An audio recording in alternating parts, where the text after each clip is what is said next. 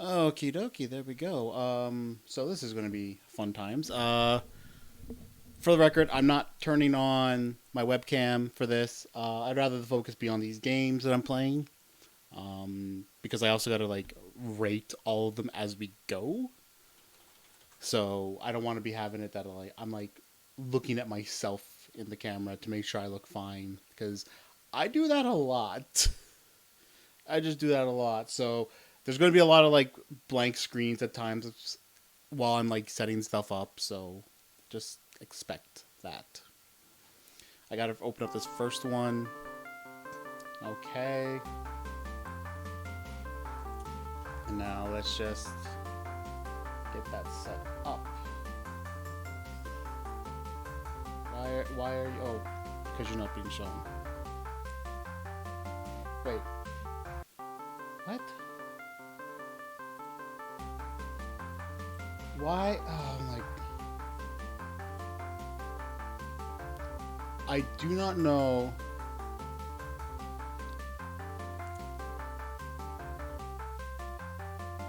Okay, there we go, there we go.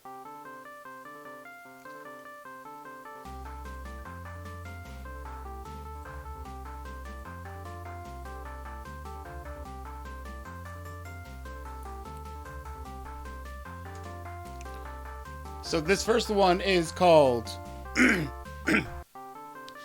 Fridge's Adventures 2. I have no idea what to expect from any of these. So we are just going to just get into it. Oh. Okay, so... Wait. Okay, so I can... So if I go back to there, I save. Z lets me punch. Can I, like, jump? Space is the jump.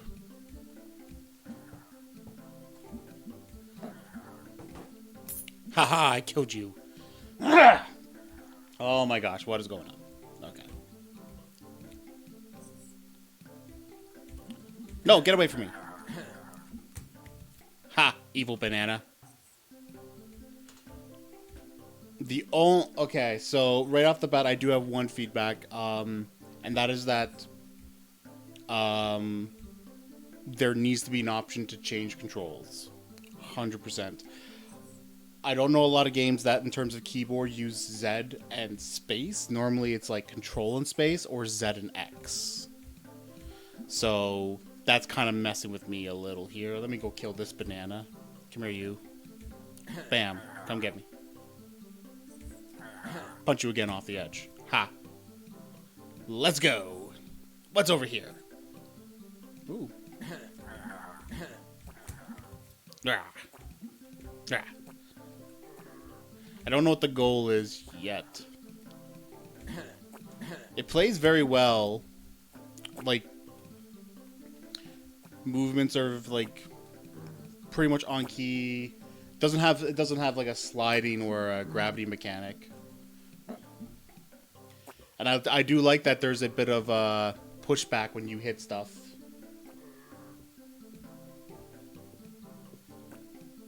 Chocolate milk. I have to kill the chocolate milk.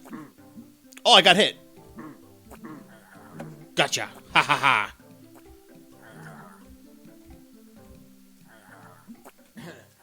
I want that coin.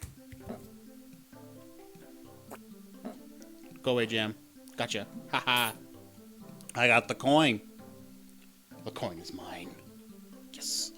Oh, I can't get up there. Okay, so I gotta go back down. Ah, that's why this exists. Oh, the moment you leave the screen, they come back. Okay, okay. What? No. Okay. Okay. Now there's more. Oh no. Oh. I love the voices. Just the rah, rah, rah. Oh, that hurt. Oh, oh,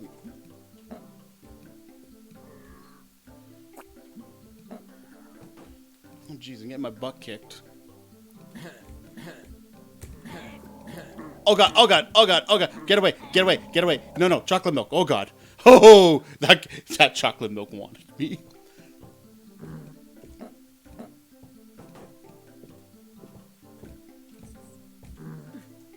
I died. Whoopsie. Well, at least I still kept my 2 coins. That's good. Let's go back up.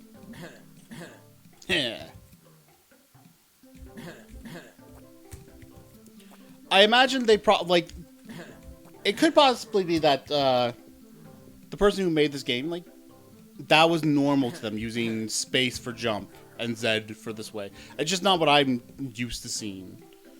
Usually I see... Oh, fuck. Oh. Oh, no. Oh, no. Go away. Go away. Go away.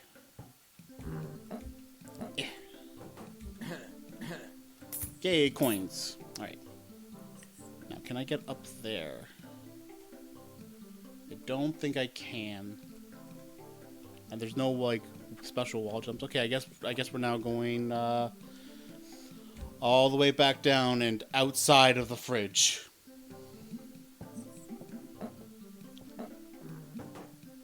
I don't know. I feel like this is not a good idea for our little hot dog friend. Oh my gosh, candles. They're going to cook me. No, go away. Gotcha. How about this way? Eggs! You guys shouldn't be out of the fridge. Oh. Uh-oh. Oh, there's a floor. Okay, good. I'm going to get rid of that egg. Ooh. I see a shiny coin.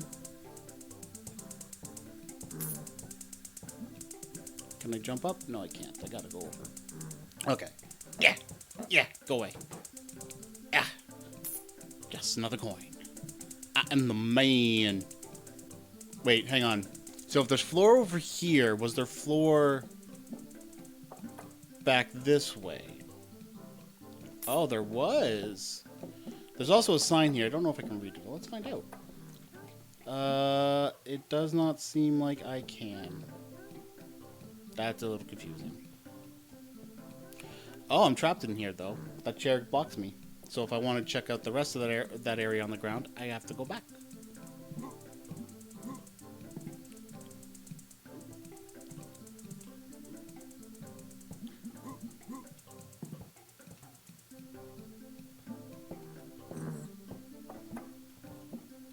Gotcha. I will say it's a very short attack range. It's definitely a very short attack range. Ooh. Where? Ooh. Am I going in the mouse hole? Here's a mouse.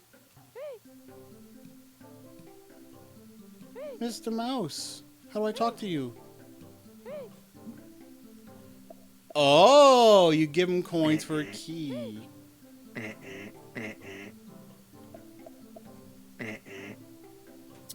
Okay.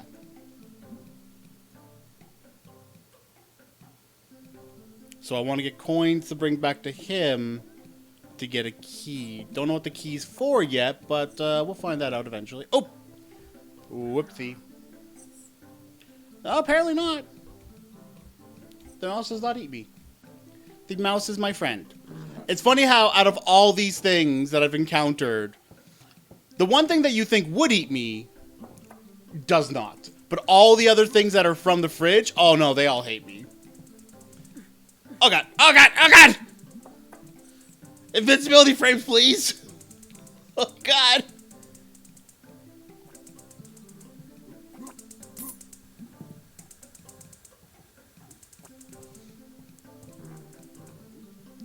Oh, it's like a door. Oh, maybe that's what the keys are for.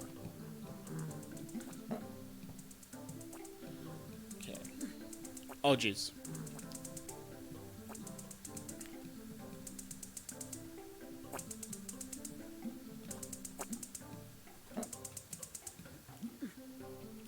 I died. All right, let's try this. Wait, I lost coins. No. Wait, and then I save and I'm back to. Wait, what? How am I back to 1 coin now? What happened? Uh-oh.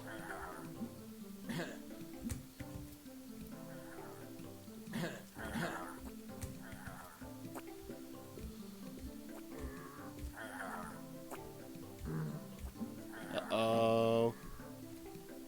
Uh-oh, stinky. Oh, jeez. Come on.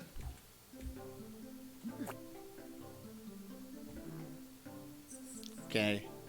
It still says I have 1 coin. Oh, boy.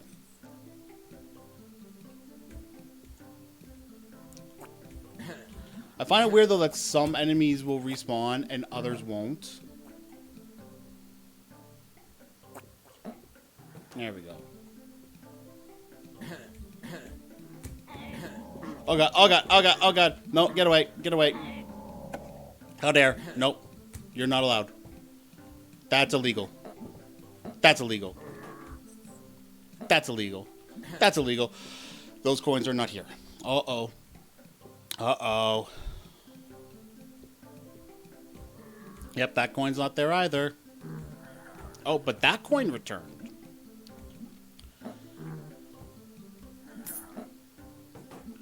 But I... Wait, what? Wait, what?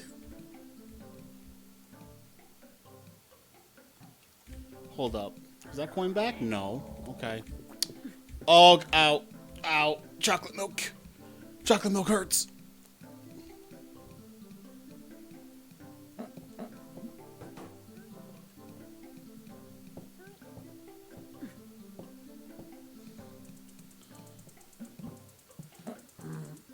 I'm going to take this top road instead. I mean, it's not going to be much different when I get here. But... Oh, God. Oh, God. Well...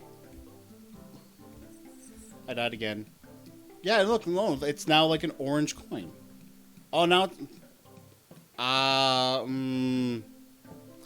don't know what's going on with the coins now. I mean, it makes sense. It should be, because it should be a thing where if you die, you return to your last save. I assume that's the system. And anything that you had when you last saved, oh my gosh, oh geez. Anything you had when you last saved, you should retain. But that's not what's happening. Because the coins are not coming back. It's not it's still saying that I collected them. It's permanently saved in the world, but not in the file, if that makes sense. So it then means, okay, I can't get these coins now.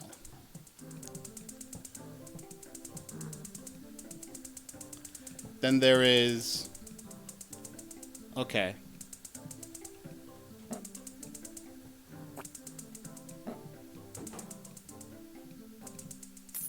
See, now I have 1 coin. Don't... Oh, jeez.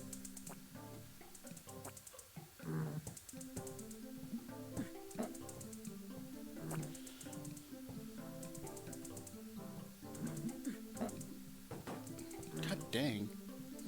It's really hard to say, to attack. Well, yes, so save it, well, no, it's not just that the save's not working. It's that it's also, like, my save is not working, but then the game's still saving the world information regardless. Which is not how... Oh, fuck. Like, okay, so that I think that means like, okay, we're taking that's how many coins you had, and we got to now take them away. But all the other coins should be back in the world, and they weren't for some reason.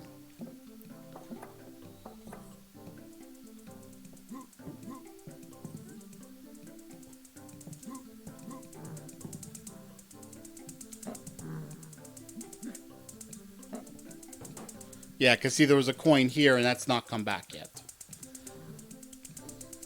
All right. Oh, fucking. Okay. All right. I think I have enough to judge this game on. I think I got enough. I never got to the point of a key, but I also don't think I need to. Okay, so I'm gonna write this down. Fridges, Adventures 2. Needs.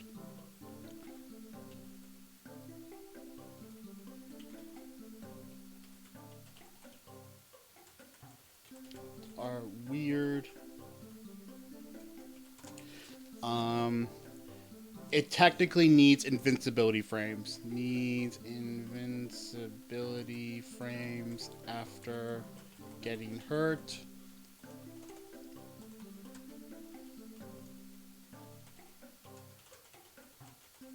Possible to just die very quickly.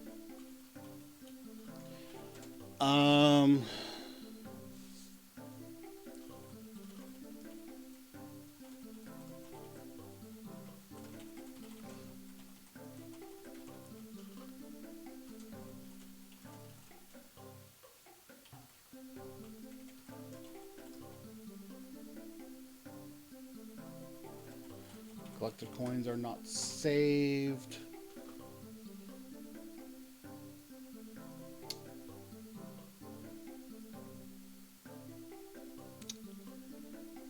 I think those are the main things. I do like. It's a very colorful game.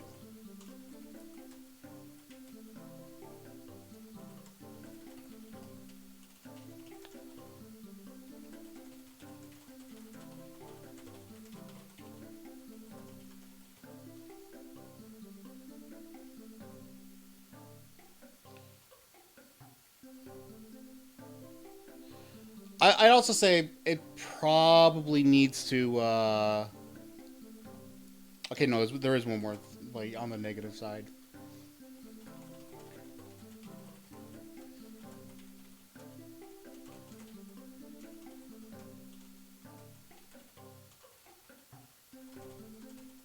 Especially when jumping. Okay. Meishing, what are these being scored out of? Because I will judge what I will. I'm going to give each game a score as I go out of whatever you tell me.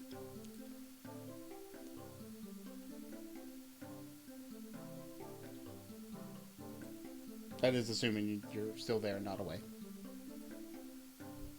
Well, while we wait, I will, at the very least, exit this game and start booting up the next one. This next one's called This Farm Life. Okay, more info, run anyway.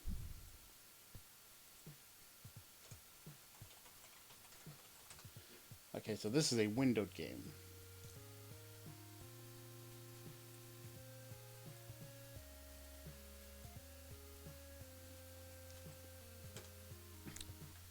You can only carry 3. Okay, I gotta press buttons, figure out what works. Buy seed here. Press space to buy seed. It says I can only hold 3. Okay. Press K. K. K.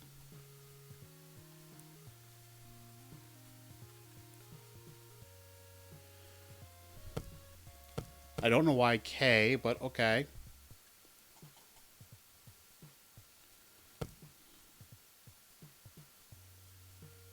What? What just happened?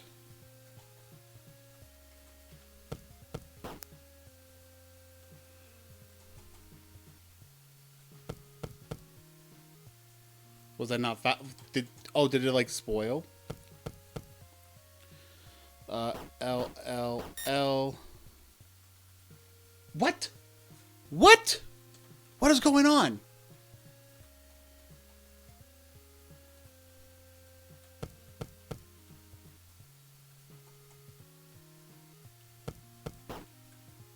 Okay, I'm gonna wait.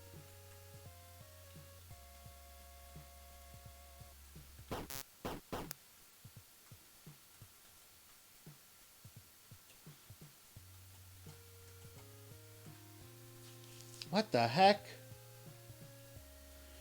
Okay, Meishing, what should I score these games out of? Should it be out of 5 or out of 10?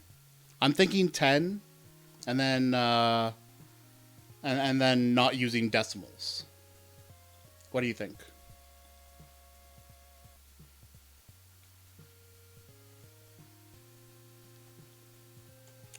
It's okay. I think I know what's going on. I think the idea is if you miss 3 of them, your game's over. So watch. L. And I sell them. And I go back. And I buy 3.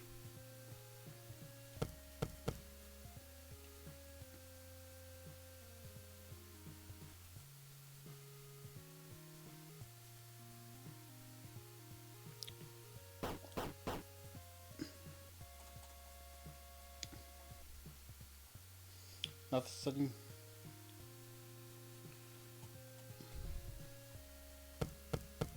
No. I was asking about like when we're scoring the games, like giving them a rating. What should we rate them out of?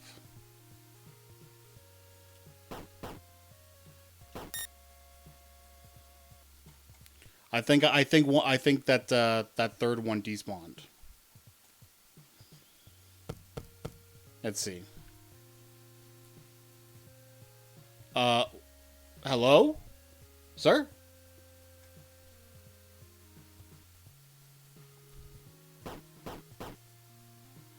Okay, so we're doing it from 1 to 5. Sir? Yeah, okay. So, this is a very basic... Sir! Hello, sir.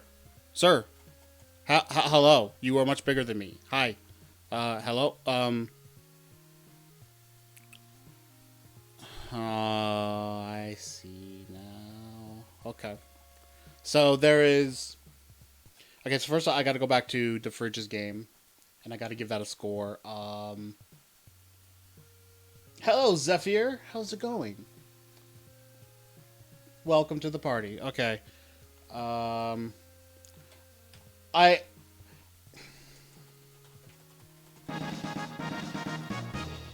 Thank you, Zephyr, for the follow. I may later on curve my scores depending on how a lot of them turn out, because, you know, obviously, want somebody to win. Okay, so let's see.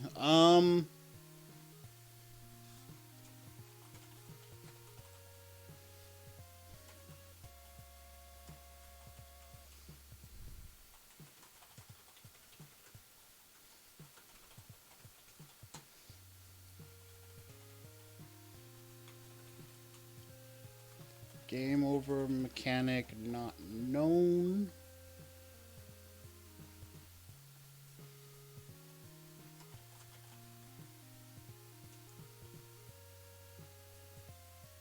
Ah, hi, Zephyr. Oh, that's even better then. Okay, so let's see. Game over mechanic not told. What it was. Okay, so hang on. If I'm right, so in that case, if I'm right, let's try this. We're going to plant 1. And we're going to just let this grow and go away. And if I'm right, we'll hear a sound when it goes away.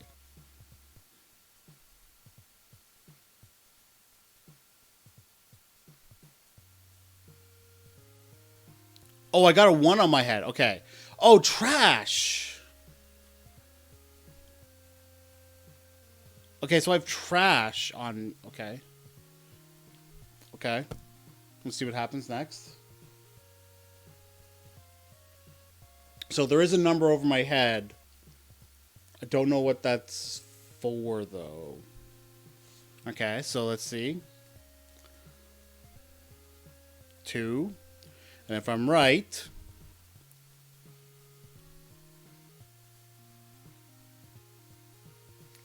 I should game over here once you get 3 trash.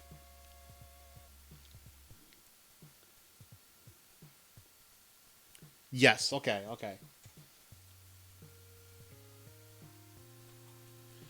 Okay, so the next issue I have then is that crops despawn too fast.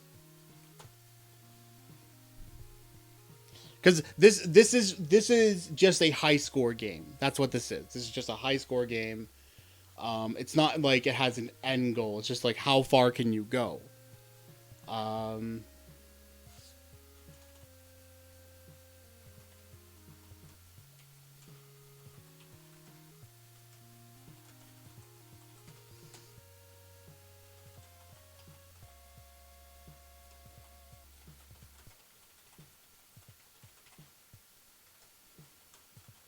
So this game needs more information. Like, it needs...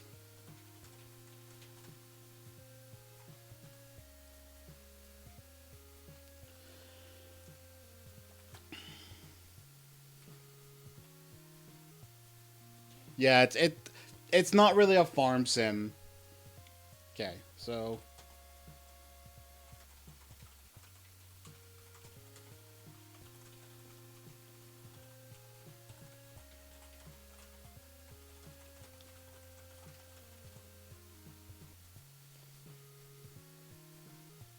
Alright, so I got that a score.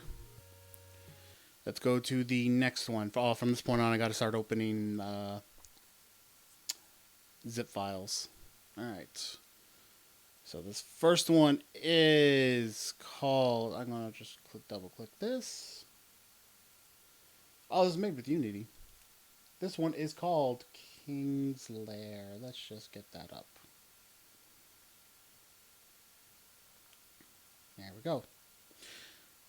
Uh-oh.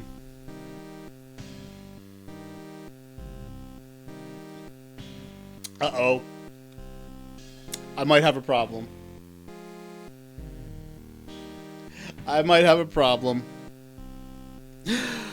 Oh. Oh. That was an exit! Oh my god.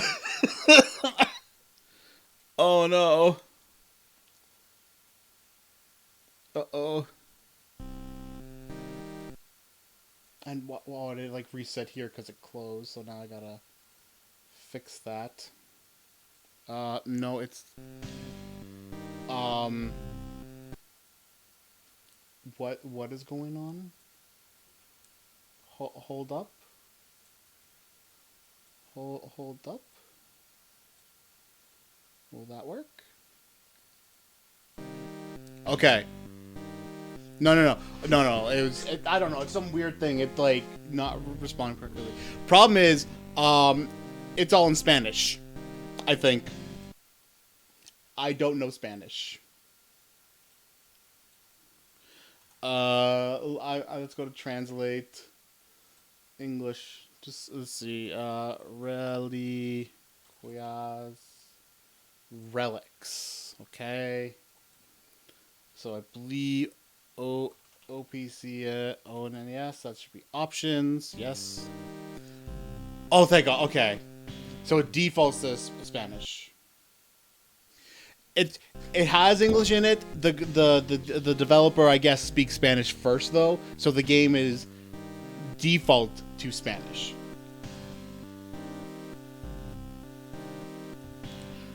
I was a little confused. Well, see, my first thought was there's a lot of buttons here and there's a lot of information, and that can be bad for trying to understand what you're doing. Okay, so hang on. King's Lair. So let's just start and get into it. Okay, well, I guess... Okay, so I guess we just do this. Alright, this is like choosing a map.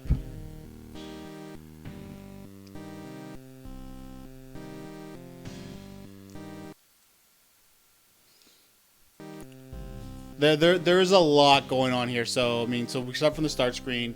You have all these buttons, which I get why they're there. But I feel like what might be better is you only have these 4. And when you go into here, you have those ones. I think that, hang on, achievements, stats, relics, cards, buttons.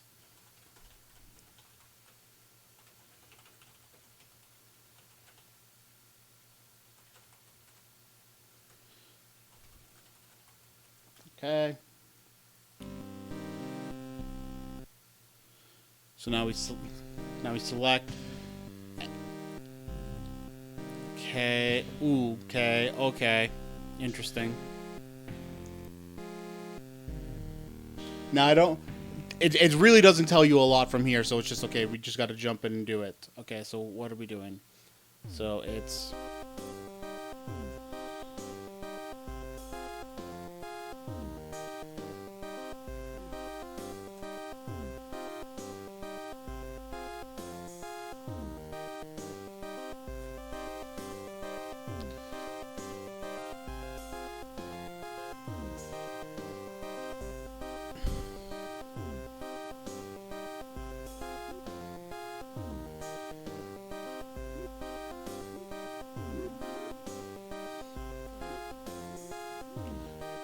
I don't know what's going on here.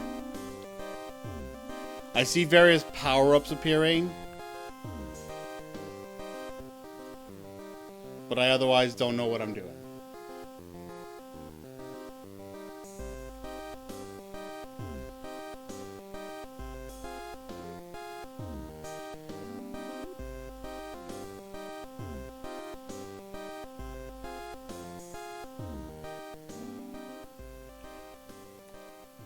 And they're wow, oh wow, whoa, whoa, whoa.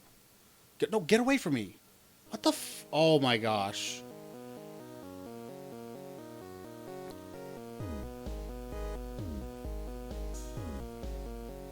I can already see several problems with this game. You can't attack up or down. You can only attack left or right. So if something's coming from above you, you can't hurt it. There's also the fact that the attack... Oh, my own shield stops me. My own shield blocks my progress.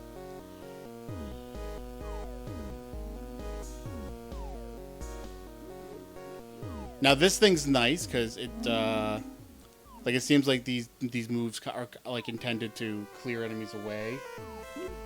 It does it. I don't know if it's a roguelike. I don't know if a roguelike would be the right term. But there are some things that do need to be fixed. It needs to let you attack up, not just side to side, because you can get trapped.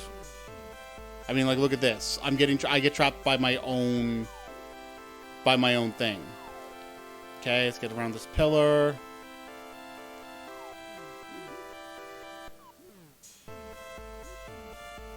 Yeah, okay. Let's retry that. Because, okay, so you see this effect? That's where the attack is. So if something is inside that, then obviously it's not getting attacked. But another problem is there's a long delay between attacks. So here, I'm going to show you. I'm just going to keep pressing space. See how long that was? For how many enemies are swarming me, not being able to attack fast is not good.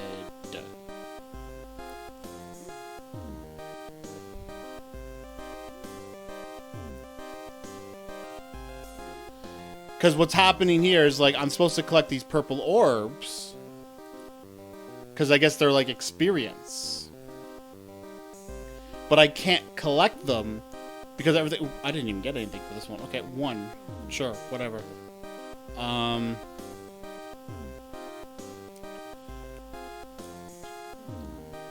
then there's that thing happening.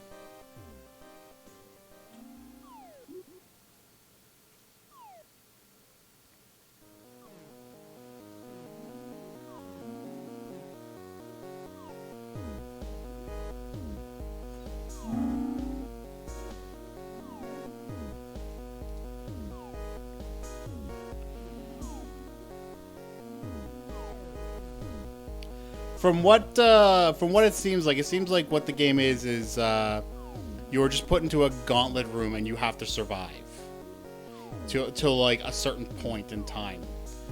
I think it said 15 minutes, which is, I won't lie, that is a lot. Doing this for 15 minutes feels very, I don't know.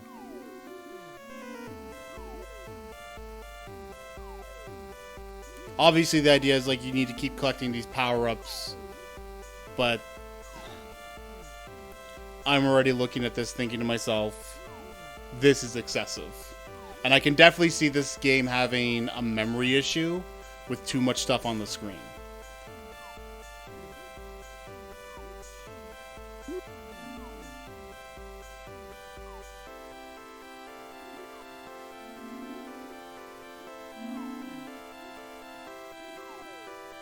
It is a very long time. I'm gonna give it to 5 minutes just to see.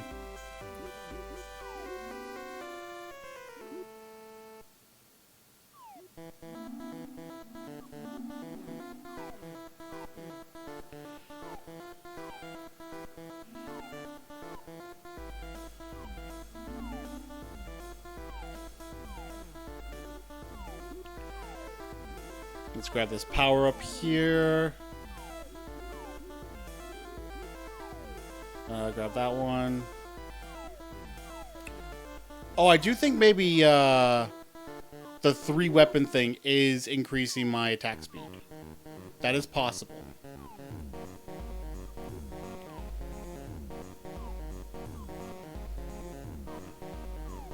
The music 100% does not fit though. My own shield blocking me is kind of dumb too. Like, I should be able to run through my shield. Because basically it means that once you are using the shield, if you are running towards it, you will be blocking yourself. Okay, so I can see a lot. This one definitely also has a lot of things that needs to be done.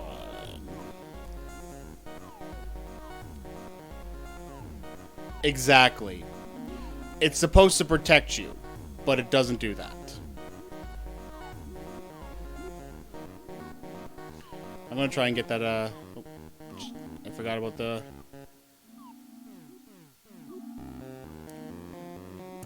Just gonna run through them. I'll take the hits.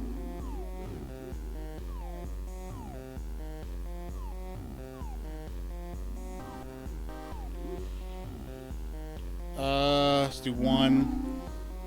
That'll give me more attack power.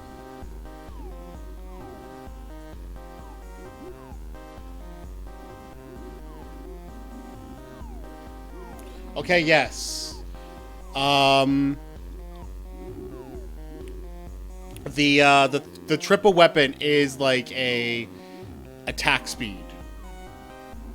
So every time I'm getting one of those, I am able to attack faster.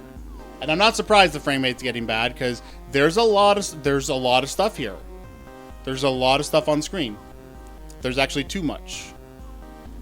And that's the problem with this kind of game. Like, it needs to be... Oh, God. Oh, God. Oh, God. Oh, God. Okay. 2. It doesn't seem to be a... Obviously, it's not a well-optimized game because it's, like, clearly still in development.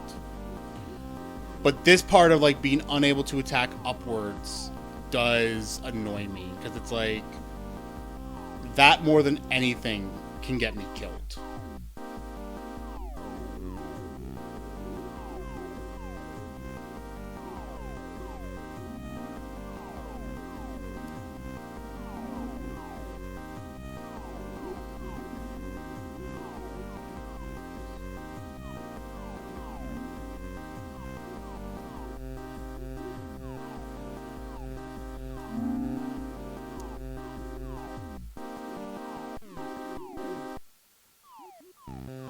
Alright.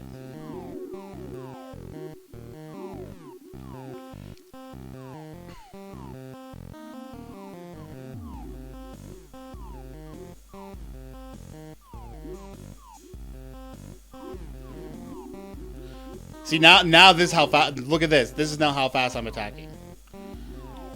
Now the shield feels less like a hindrance because every time I attack, I'm replacing the shield. Okay. Except when, of course, I'm not attacking too often.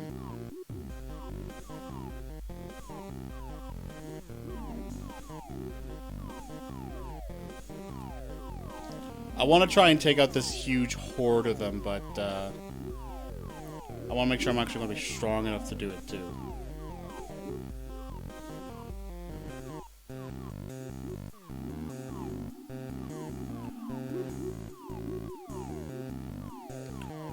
Okay, so it does look like the shield upgrades increase the size of your shield, so they do make it bigger. Oh god, that guy attacked. Oh my god. I need that health. Okay, give me it. There we go.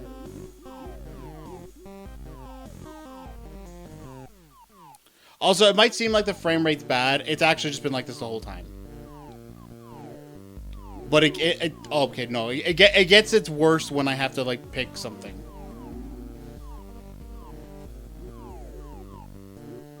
Okay.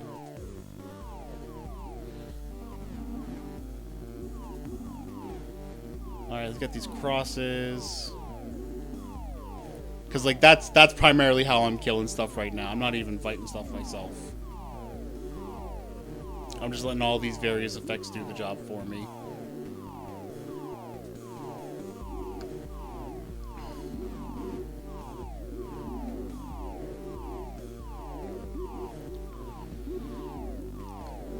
Because honestly, it does a better job. It really does.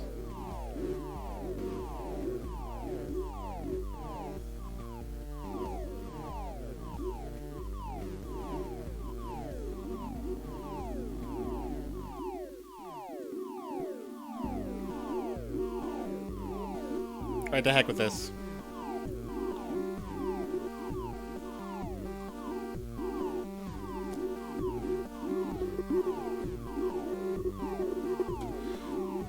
I don't know why my hand's on the mouse. It doesn't even use the mouse.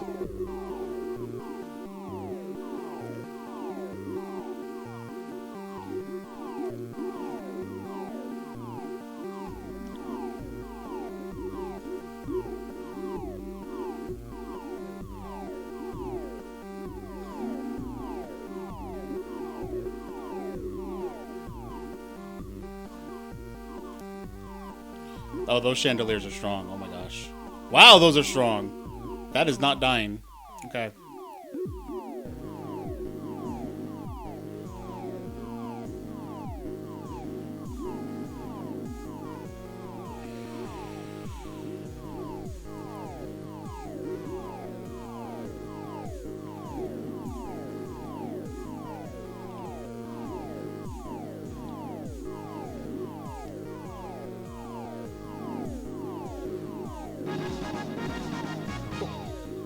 Dire Prism, thank you for the follow. Welcome to this fun little party we're going through.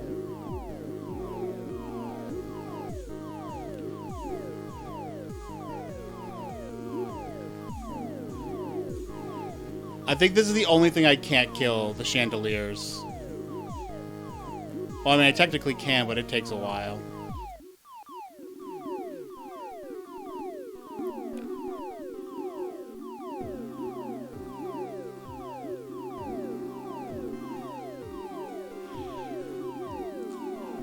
All right, we're over 10 minutes. I'm going to give it to the 15-minute mark to see if that is what it is. Like, if that is what it is, like you got to survive to the 15-minute mark.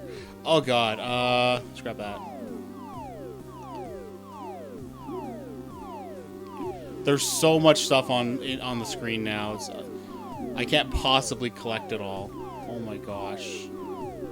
But at least now nothing's chasing me.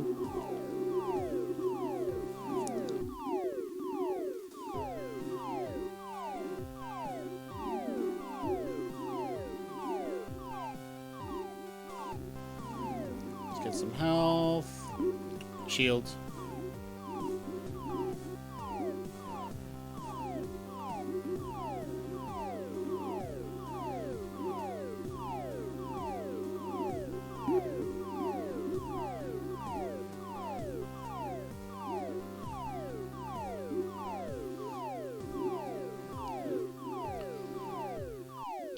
Just making my way through. Come on.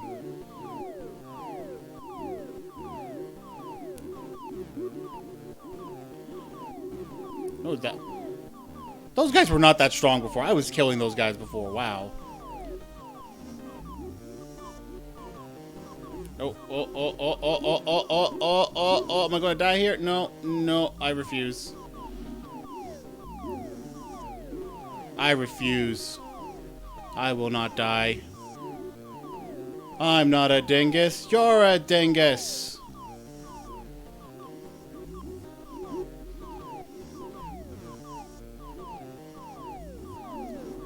I just gotta keep collecting all these various power-ups.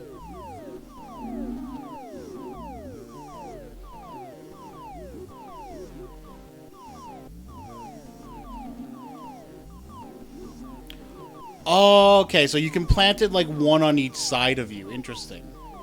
But that, of course, also makes it even dumber that you can't attack up and down. Because that highlights the problem with not being able to attack up and down. Because it's like, okay, well, if I can block the sides, I should be able to then attack up and down to cover those sides, right? No, apparently not. Also, oh my god, this music. I don't know how I feel about this music.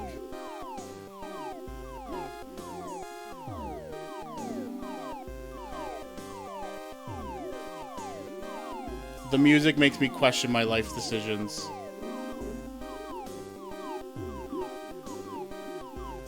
Come on.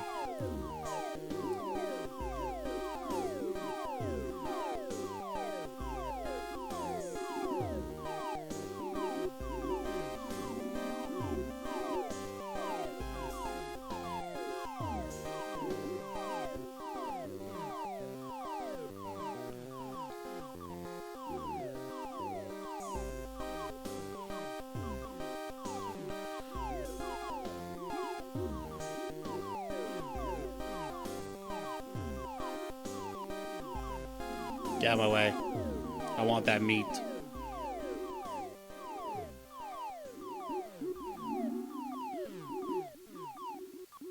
Alright, we're almost at 15 minutes.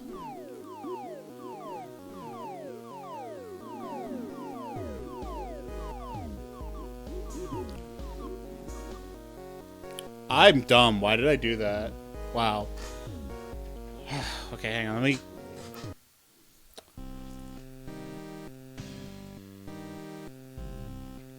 Different character.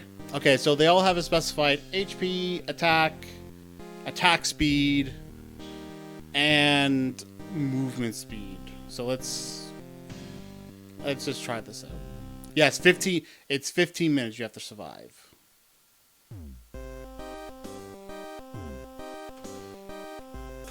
I changed my mind. I changed my mind. I changed my mind. I changed my mind. I changed my mind. I changed my mind. I changed my mind. Okay. Hold up. Okay, I'm gonna pull that back up just so there's something on screen. Because I have to now judge this. Is it actually going to appear?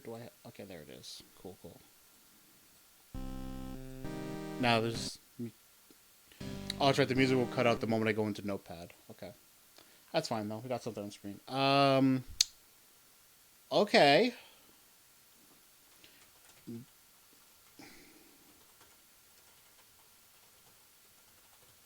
Gameplay is incredibly long.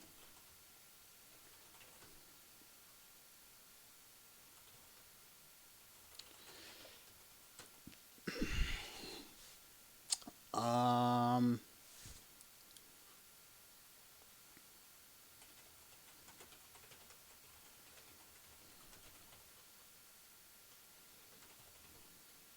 and they have a what's the term? They have a miss zone between attack and player. Um,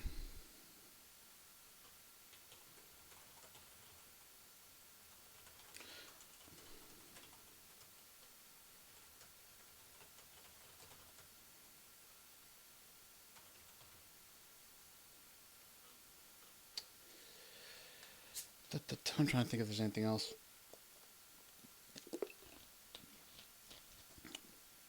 Now it talks about like relics. Oh, I see. So there are. Okay.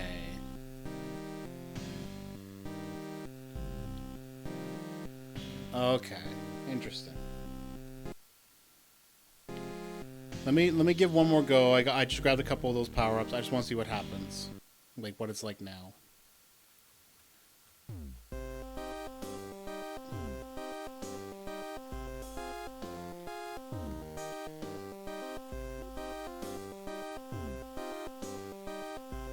Oh, that's right. I was going to comment on the lack of an attack up and an attack down. Right. Hello, LMG. How's it going? We're down.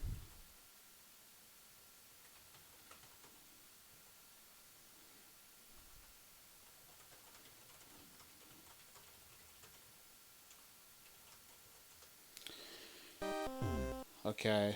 I think that's going to be just a 2. Alright. I think we got enough out of this one. So let us... Where's cards? Interesting. Well, I'm not going to put too much into it because, I mean, there are a ton of these games. I am playing a huge variety of games from what is called Feedback Quest. So these are all like indie-made games. Some of them are just demos. And the idea is pretty much we play through them, we see what they're like, and we write up feedback for them. So that is currently what I am doing. So far we have done 3 games. I'm actually going through these much faster than I was expecting to. Because the idea is like I want to get I get to a point where it's like, okay, well these seem to be the things you need to deal with, so I should deal with this right away. Let's see, this is another Unity made game. Yay! I like game 3 with Unity. Wait, why did that go to that? That's not supposed to go there. Whatever. Let's go to there.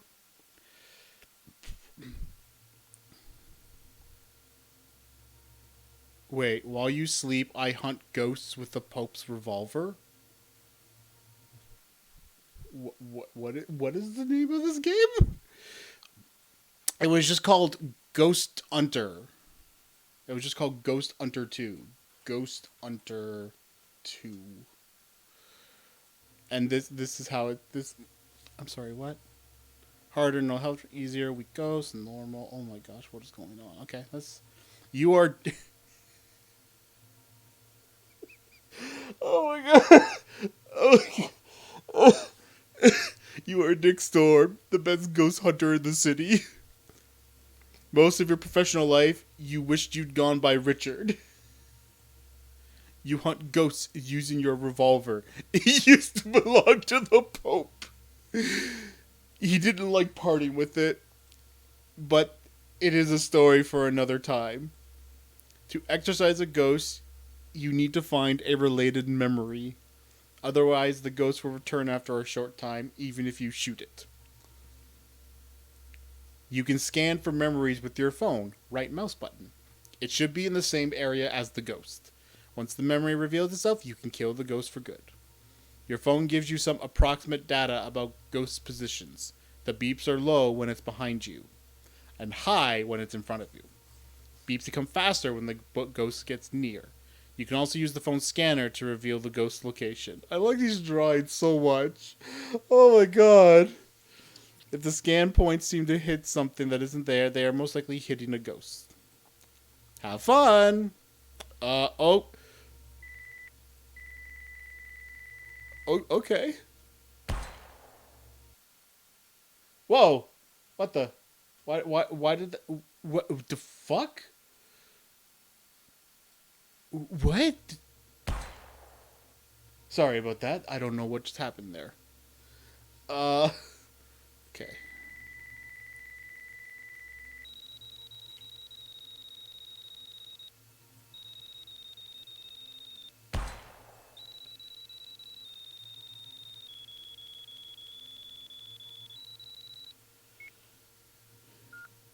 Apparently not. I'll do it again. Now, do I have infinite ammo? Okay, I do.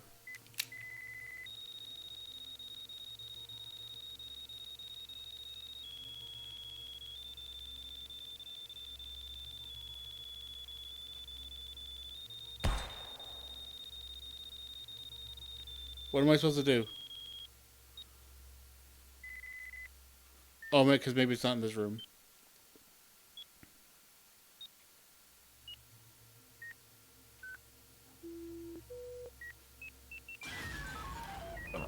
Oh my gosh!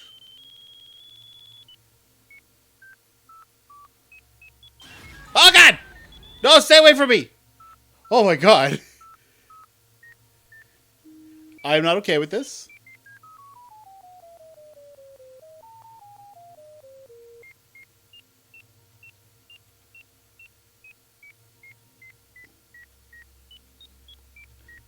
Yeah, but I need to find its memory first, don't I?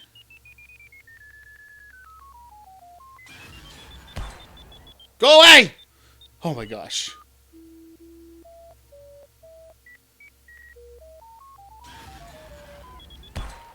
Can you stop? Can you? Oh my gosh, guys, please.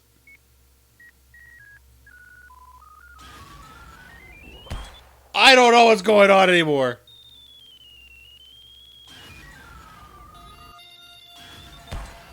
Oh! Oh, I got it! I did it! I got him! I got him, guys! Yes! Alright, cool. Let's go up the stairs. We did it. We actually we beat a ghost.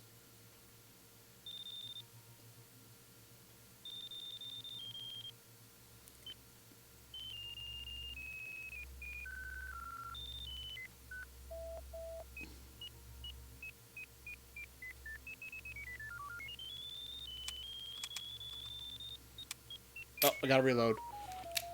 So you do have to. So you do have to press R to reload. You can't. You don't just automatically reload.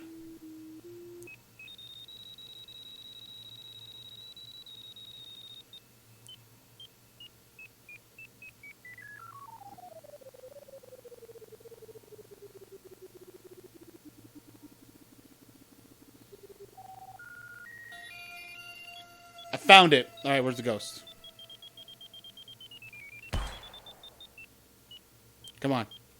I know you're here. Haha! Got you. Now I'm getting it.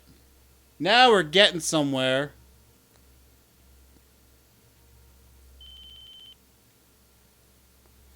All right, where are we going now? Looks like over here. We're dropping in. Where are we dropping, boys? Aw, it was stairs. I thought I'd get to fall in.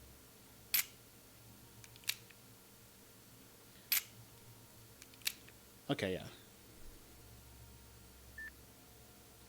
Ghost behind me.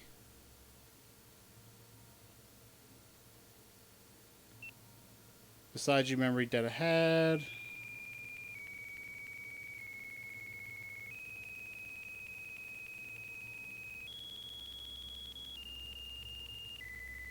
It's going to be a car.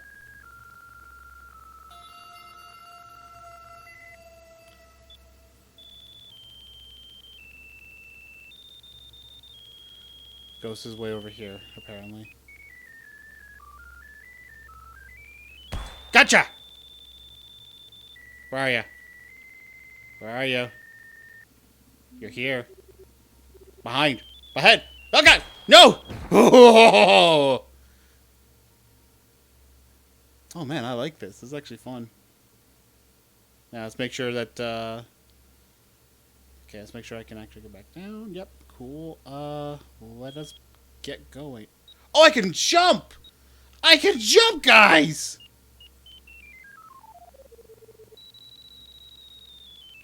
Oh god! No, go away. No, you weren't I wasn't ready for you.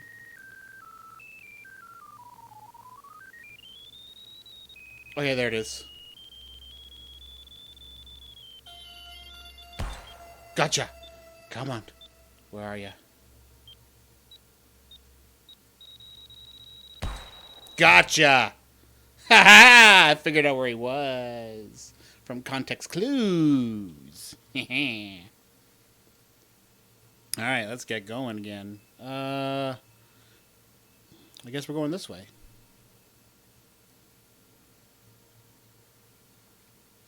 Am I going in the house? No, it does not look like it. That would have been fun, though. Looks like I'm going up here. Am I?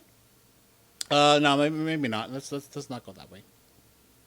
Let's just let's go around here and come on. Let me no. I don't want to go by the fire. No. No. How dare you? Fine. Hang on. There is a bit of a catch here. Like, I'm holding forward. Hang on. But the moment I press another button, I can press like D or A while moving forward, and look, it just puts me up. Oh god.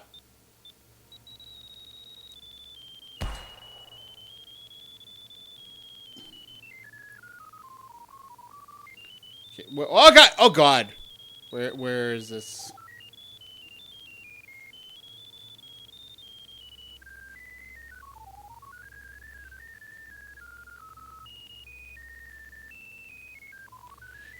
There's nothing dead ahead of me!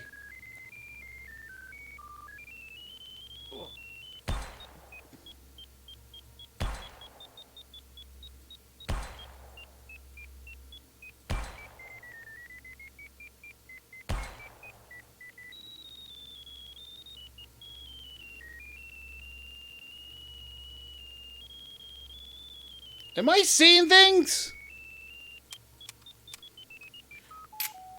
No, get away from me.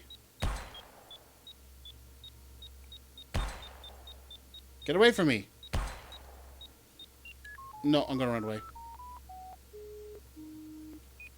Because they can't follow. Okay, no, he can follow me. Go away. No. Go away. How dare you? What do you mean dead ahead? The only one dead ahead is that one.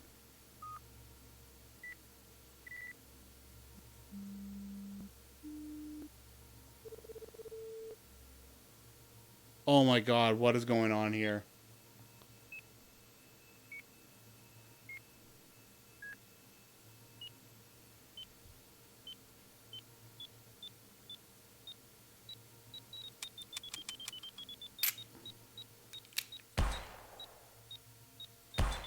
No, go away. Let me up.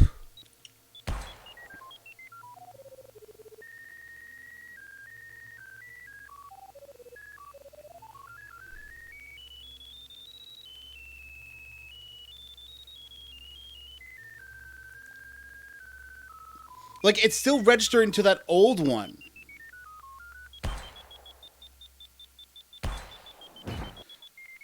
Oh, I think... Oh, wait.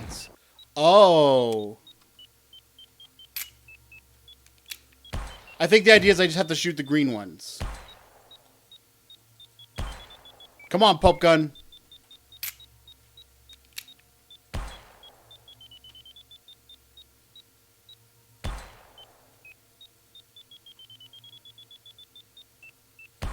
Gotcha. You're all that's left. Lead. I gotta. Damn it! Come on. And no, no, don't come near me. No. How dare you? Gotcha. Gotcha. I did it. So now what? Now what do I do?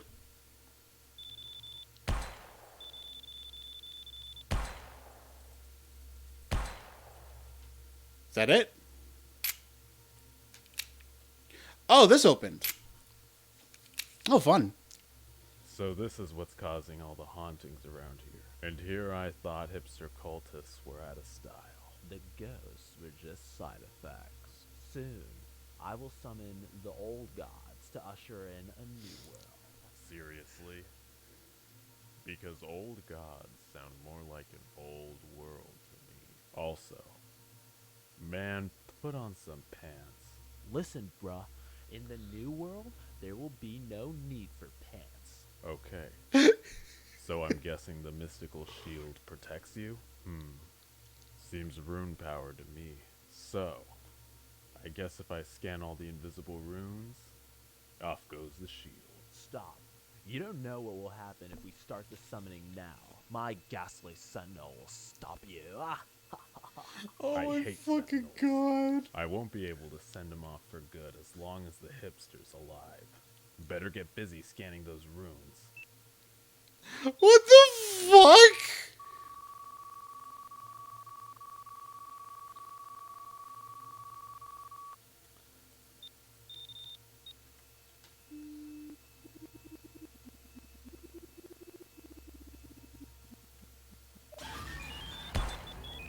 Oh my gosh.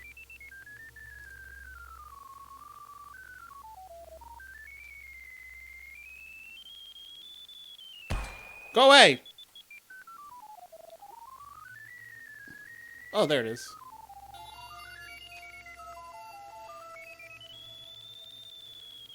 Saying there's another one that's dead ahead, but I don't think that's accurate. There's one. Can you please? Sir! Sir, please. Please, sir!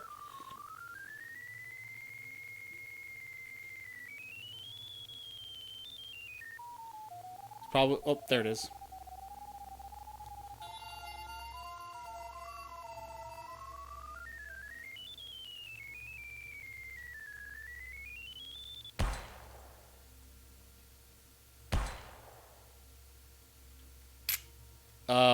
Did I do...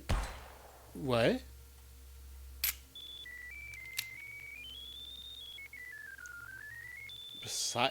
Beside, what the fuck are you talking about? You're still registering for, it's still registering for that other one. Oh my gosh. Alright, so that's probably the one criticism I have, that in the, like, okay, so that's another one. It does seem like there's a you have to kind of do them in order.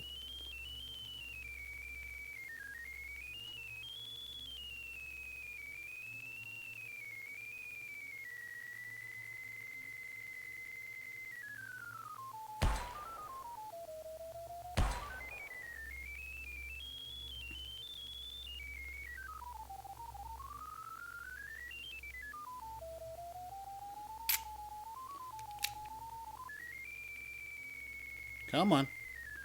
Where are you?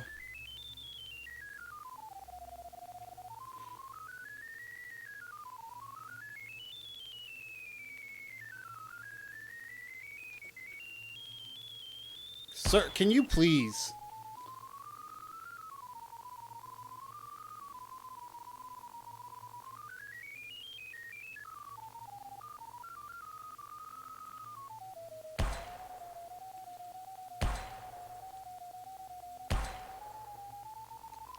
Oh, that's...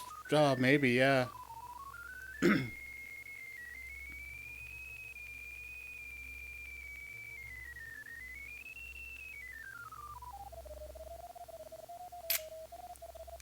don't know why I'm hitting reload. I just like hitting it. No, get away from me.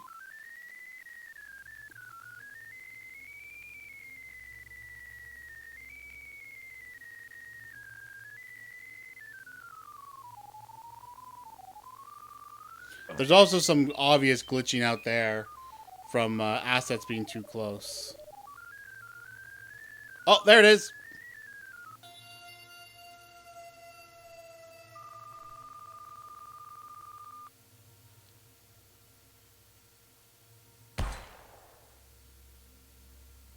Shoot him in the grundle. Is that it?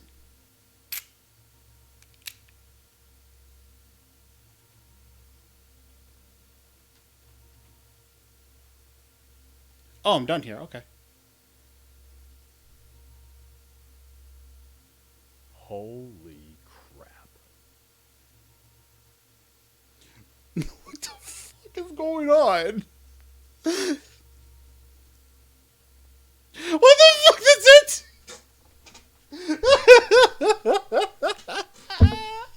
Oh, that's great. Oh, I like that one. Oh, I like this one a lot. This one was funny.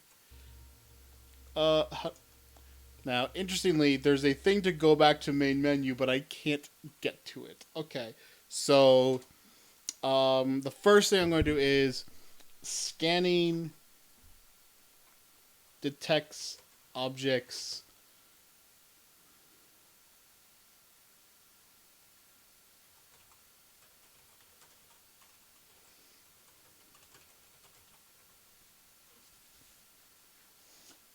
Yeah, it kind of does.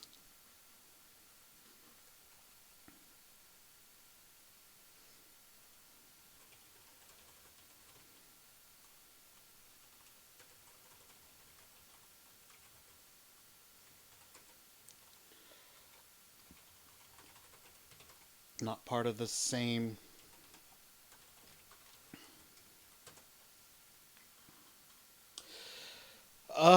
No, no. I have a lot more. This game definitely is probably my favorite so far. It's funny.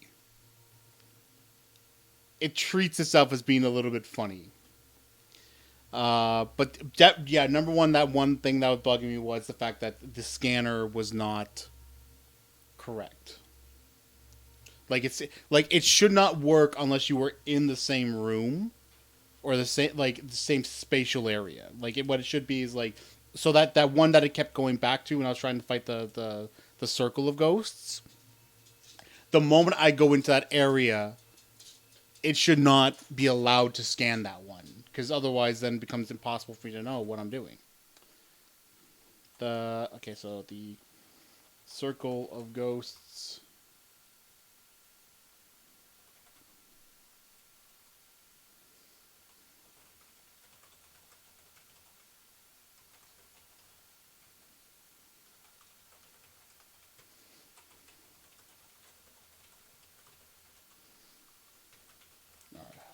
Hilarious.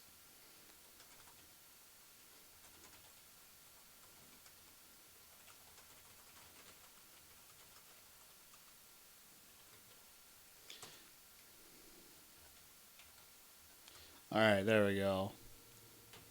All right, so now I got a Alt F4 out of that one. So far, I think that one's my favorite. That one was Ghostunter 2. I think that one's my favorite so far. All right, looks like this next one is called Aerostrike. Ooh, this belongs to somebody here. So let's just get this going. There we go. Let's go back. All right, so first off, this guy did a lot better. This one, LMG, I apologize. I'm never going to refer to you by name as I'm going through this. I am only going to refer to you as this developer or this person. It's just because that's what I've been doing this whole time. Even though I know you're in the chat, it's just easier for me. So, right off the bat, this person did a lot better than that previous person we saw with their intro screen. Because you got start, options, credits, quit. And you have an info one. And this gives you additional info in terms of like the story. Okay.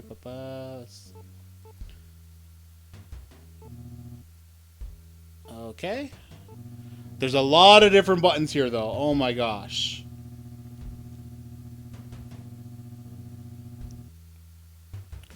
I'm not going to go through all this because it feels like there's going to be a ton here. But yeah. So all like stuff that's like not necessary to just get into the game is all there. So we'll do. Let's see. So projectiles, less damage taken. Enemies won't dodge much. Are relatively stress free. All values are normalized. Stress test. Wait, why did that not go away? Patch, go away. Thank you. Might want to check on that one though, to make sure that goes away. Trial by fire. Let's do trial by fire. Wait, no, I don't know what I'm doing. I should definitely. We should definitely do a trial run. All right, so let's see. Fly into equipment to pick it up. Okay.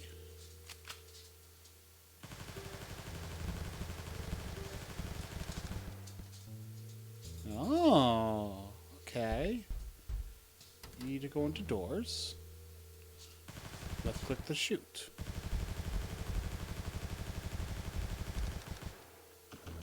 Ah! Uh-oh. No, you go away. You die. Cool. No. You bastard. I said die already. Fucking die. Oh god, there's more! Oh god. Okay, guns overheat when fired non-stop and jam. Okay, let's get this bugger again. There we go.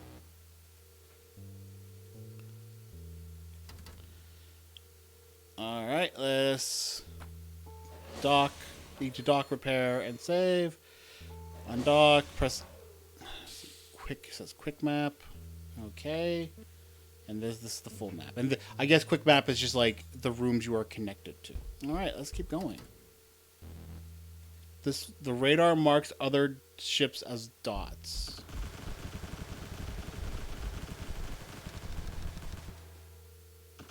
Oh god, they're chasing me. Oh god, okay. Alright. Alright, I gotta weave my way through.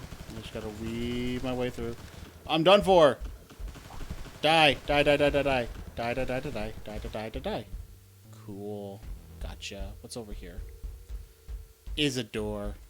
Excellent. Uh-oh. That's a turret. Okay. You can't save me! Haha! I win. Ooh, what's this? Scroll wheel. Okay. Oh. That's neat. So there's different weapons. And I can do them through the scroll wheel, or I could just do 1, 2, and probably like if there are more later on 3, 4. Okay. Nothing much here. Okay, we can just move on. Uh-oh. Something came.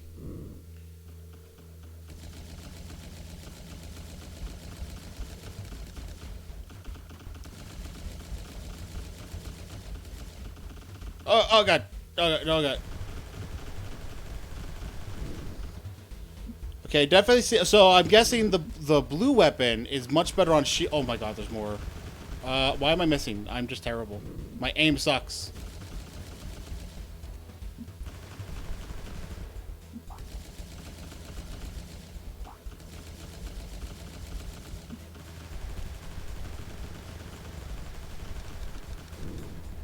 Haha, I got you. What? You got your shields back? Ah, the heck with you. No! Why is there more?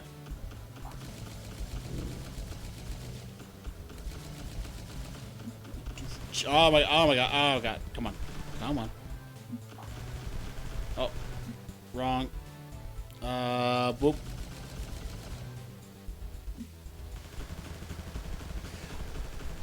I love how even they have the same kind of comments, like, oh, almost had, come on. That I like. Alright, let's see.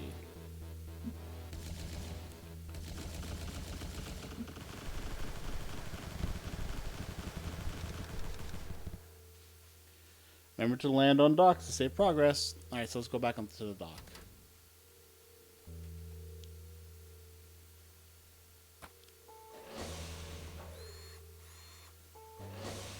There's one thing actually I want to check right now that just came. Ah, so it does. Oh, perfect.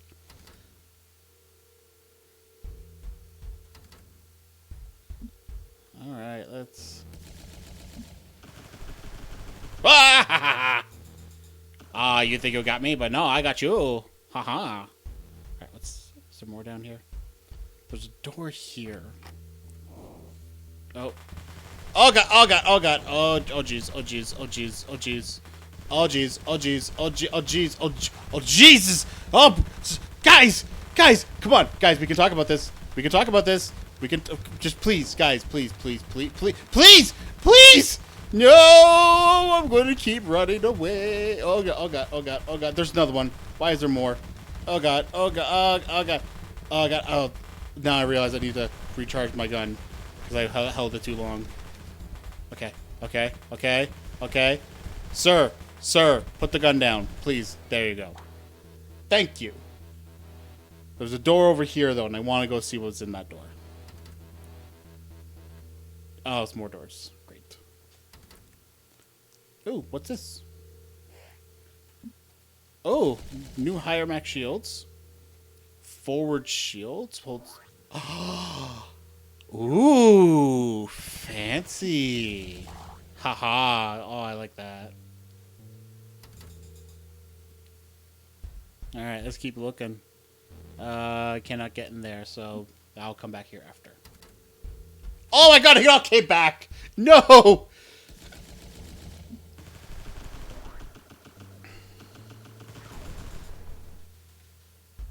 Alright.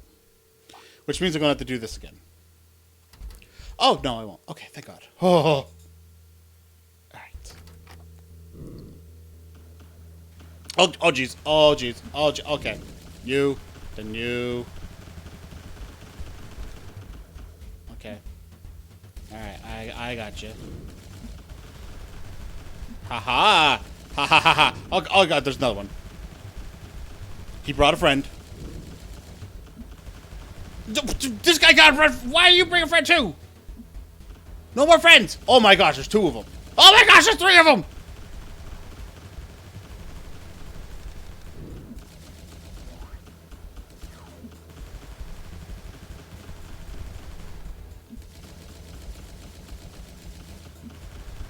Come on. There we go. Gotcha. Wait, it's still locked. Oh god! No! No! Oh jeez.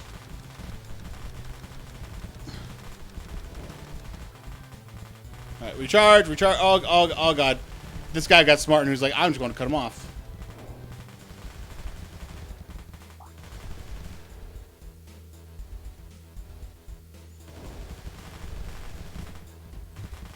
Oh god! Just stop!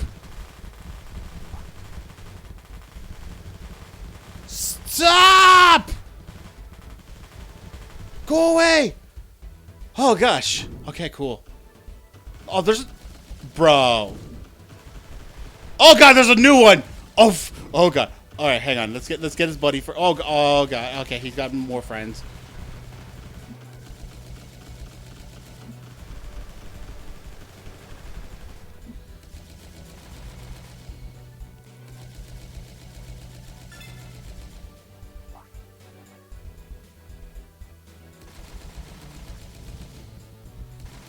I'm going to kill him. I'm going to kill him. If it's the last thing I do, I'm going to kill this guy. Did he ask if they're winning? Because the answer is no. I am. I'm the one who's winning. I'm the video game boy. I'm the one who wins. And that's just how it goes.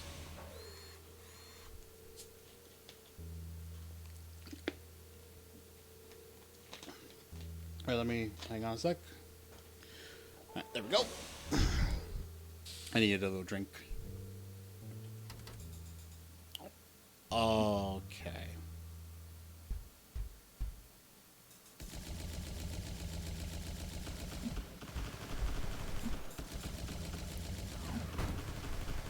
Oh, he shot a fucking missile.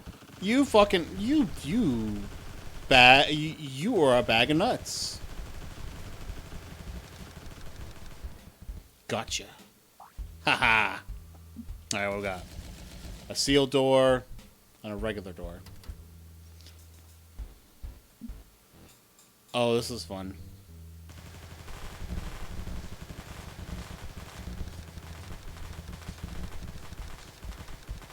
Stop. Stop. Stop.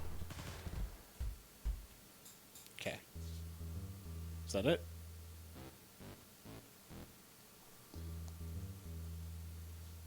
Here's the door. Ooh, new power. Rockets. Okay. Oh, okay, that's rockets. Now, what it did not tell me was how to shoot. Oh, right click. It says right there. Boom. Uh-oh.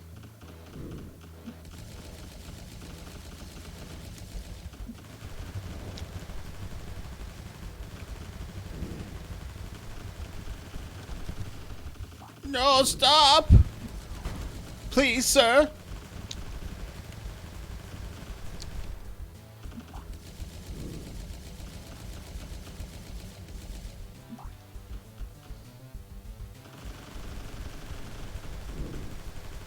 Gotcha. Oh! You a cat? Nope. Oh, God. I thought there was somebody below me.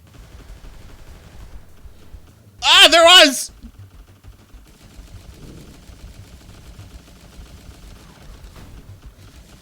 No, how dare you? Stop. Get out of my way. You die.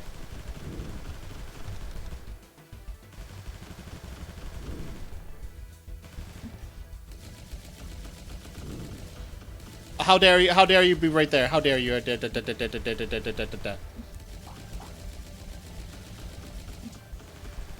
can't reach out. I'm so focused. Ah!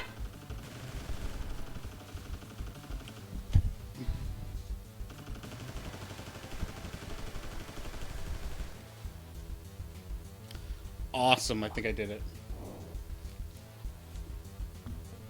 Okay. Nope. There's still something here. What's still here? Oh, it's another one of these. Oh, okay. That's not a big deal.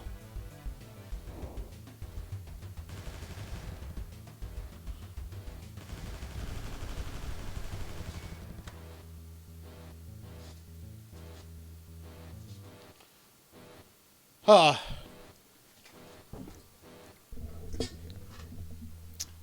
Now this is not like a real. This is not like a true bullet hell. There, like, a true bullet hell would be like the screen is filled with projectiles, kind of like this, but like 10 times worse. And you have to make like those very minute movements. Those I don't understand how people can do.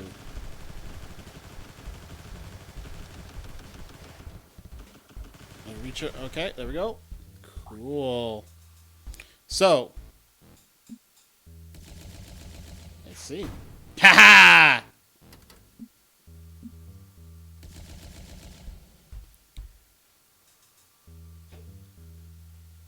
There's gotta be something here.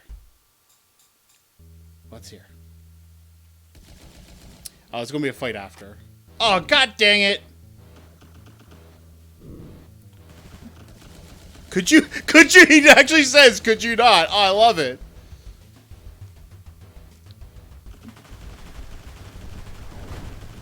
Oh my god, no, no, no, no, no. You, I hate you. I hate you. You need to get away from me.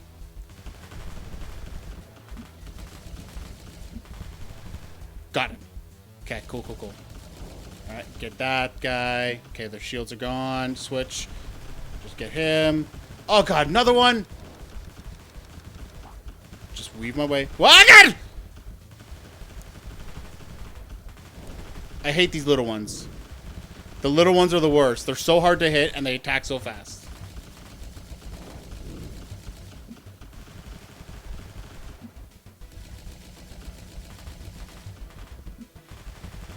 Come on, come on, come on. Kill him. Kill. Jesus. Oh my god, they're everywhere. Oh my god. Okay, hang on. Go through here. Get that.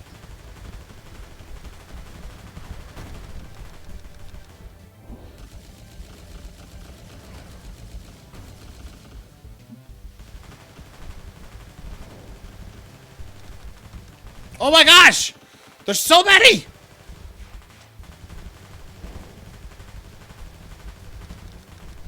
Get away! Get away! Gotcha. Alright, there's one less. There's two less. There's three less. Alright, you! I didn't mean to use a missile on you, but it's okay. Oh my god, it's a big guy. It's a biggin. The biggin's here! There's two biggins! Oh my gosh! Oh my god, no, I got no shields. I got no oh god. Oh god. Oh god. Oh jeez. Oh jeez. Okay, can you die? Can you die? Please, please, please.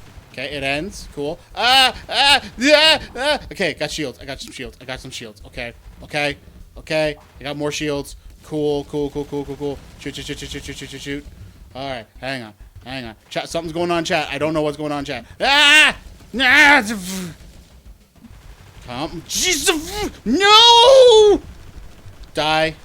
Okay, you're dead. Okay, I gotta get that health. I gotta get that armor. Or shield. Okay, got it. I got it.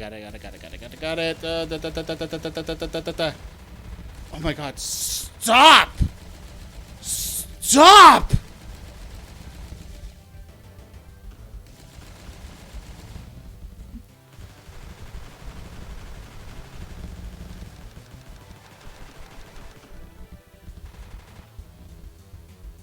Are we winning? Yeah, you might be. Okay, hang on, let's go up here. As long as neither of these guys restore their shields.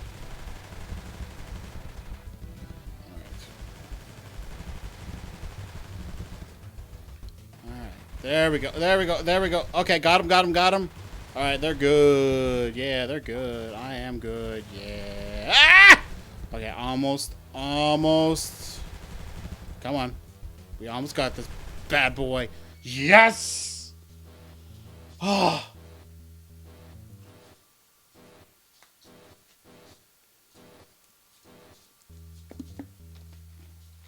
Oh my gosh. Guys, I did it. Oh man. Woo! Oh, that was spicy. All right. Wait, that's the exit? What the heck with that? No. We're not done yet. There's still other places to go.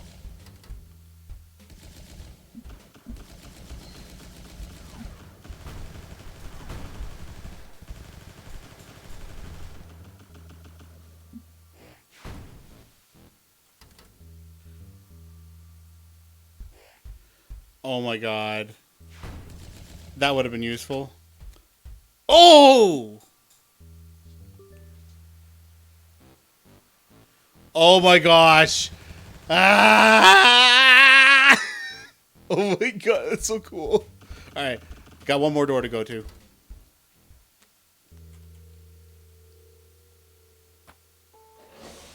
It really did, because oh my gosh, it's amazing how scary it is when they're shooting you, because they oh jeez, these things are the thing what I'm talking about. No, they shoot so fast and they chase you so fast.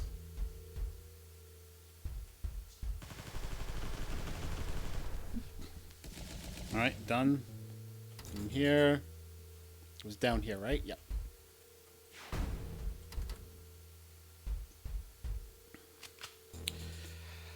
Ah, I see. So it turned out I went straight to the end. What I thought would happen is I'd have to go all the way back to that door to get to the end, and everything else was like a side thing, right?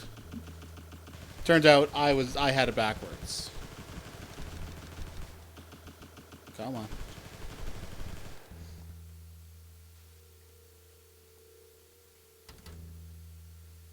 That was actually fun. That was ridiculous. Oh my god!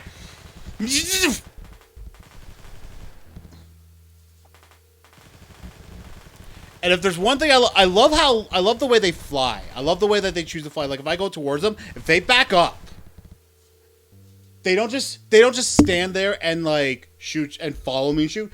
Like if I get close to them, they back up, which is really great because it means that you can't just aim at them. You can't just fly towards them and aim at them, and then like try and like die and like try and fly around their shots. No, because they will back up and then your shots won't count. That's really smart. That's actually some smart AI to do that. I don't know if a lot of people would actually do that. That's really good. I'm like, that is straight up my, like, look, there he goes. Look at him run for me. He runs for me. Let's get out of here. Uh-oh, this guy's back. Really? Yes. Oh my gosh. Yes. That's actually really great. All right. Let's get out of here. Wow. Here I thought the last game was going to be my favorite. All right. Here I thought the last game was my favorite. No, turns out it's this one. Christian Colazo. Colazos? Is that how you say it? That's really good. I really like that.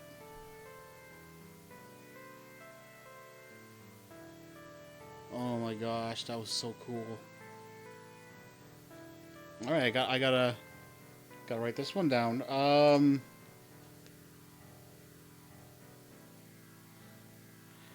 I think the only thing I was not a fan of was the fact that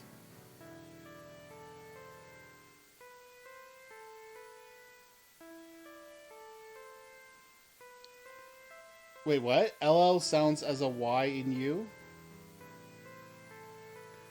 Oh, for your name. So Christian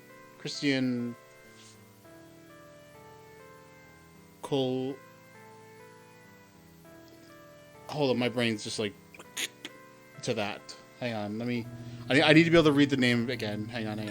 Let's go back to credits. Collayos. Collayos.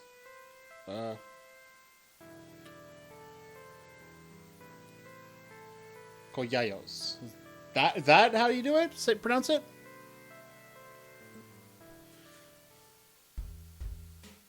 I will say upfront. Of all the games I've played so far, I'm gonna keep this one. I'm gonna actually keep this one. Kolyazos. Sorry, I forgot. I had it right. I had it right the first time with the Z, and then I forgot. So, Kolyazos. That's an interesting name. I am guessing that is Spanish of some kind. But yeah, so the only criticism I actually have on that game was the fact that the door I thought would be the route to the final way was in fact, and maybe this is not the case for the full game, but it was just that detail of like, oh, the main path is literally right here, and all the extra stuff you have to go back for. But it's like, oh, I kind of wish it had been the other way where you go past those. But I mean, God, I love this game.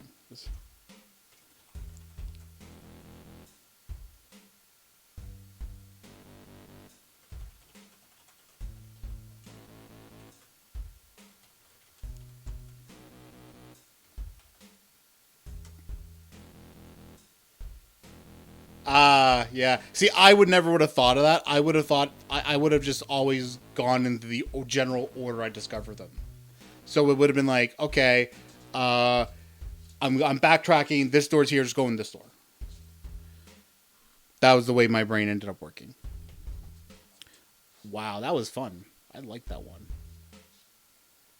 Okay. I am definitely going to play more of that on my own. That is hands down my favorite game so far. I thought the Ghostunter one was going to be it because that one had such comedic level, had such comedy to it. It made me laugh, and a game that can make me laugh, it's going to do well with me. As long as it's not making me laugh at how bad it is. If it's making me laugh at how bad it is, then oh geez, we got a problem. All right, this is another Unity game. Let's just BattleBall. What are we looking at? SLC controls. Oh, there's a lot here. Okay. Yeah, pretty much, right? Like okay, so here's why. Here's my logic of why I love these games. If it makes me laugh or like makes me freak out. If it makes me freak out, people who are watching will be entertained. So as I'm like running around that game, like, oh my god, get away! Like anybody who's watching is probably thinking they're like laughing to themselves about it because like, look at this guy. And if it's comedy based and I'm laughing at it, well then clearly I think it's funny, and therefore, if somebody else is watching, my laughter might be able to become infectious and make them laugh. Either way, sorry about the clipping there. Either way, it should end up being entertaining. All right, so hang on. There's a lot going. Oh my gosh, I'm not sure how I feel about this. This definitely feels like a controller game. Like I'm reading all these controls here, and I'm just like, because there is a lot. So WASD, jump, F, WF, R, Q. You know what? I'm just going to jump into this and see what it is. Because BattleBall and Dodgeball. For points, no points. In a limited time, we will do the desert. What the heck's going on? Oh, does this need a second person to play? Can I not play against a computer? Uh-oh. I might not be able to test this.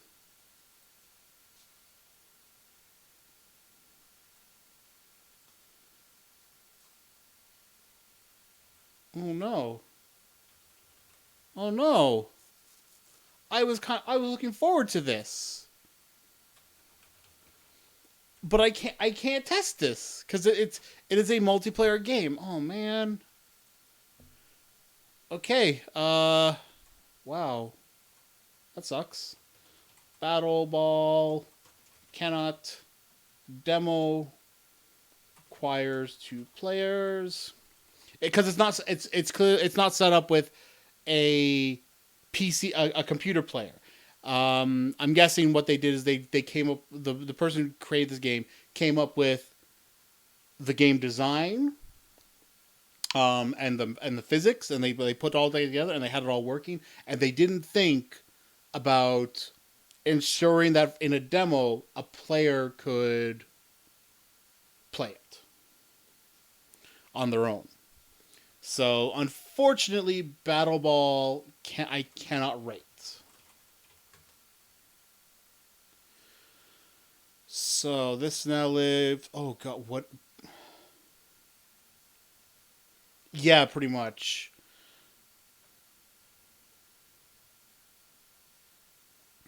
That's one of those things I'm eventually going to have to learn how to do when I get off my butt to make to make my Megalovania game. It'll happen at some point. Ooh, this uses Ren'Py. Okay.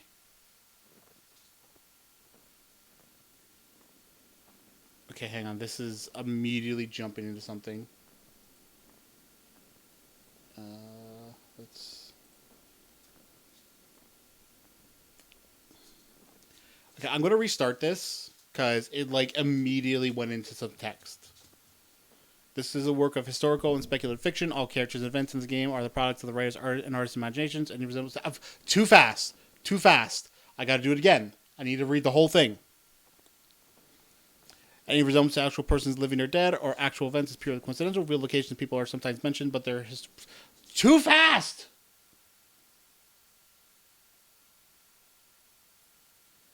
Well, I think. Hang on. Let me. But their histories are also fictitious.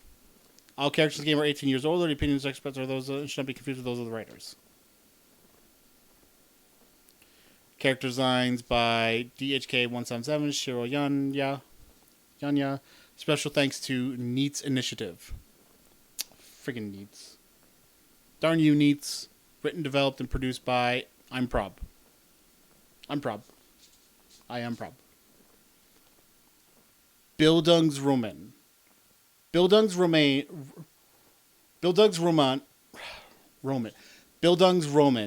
Murders in the Sanatorium. Also, I think the idea of that game is that you don't control the ball. I think that there's like a ball that just bounces around. So it'd be more that you have to create a player character.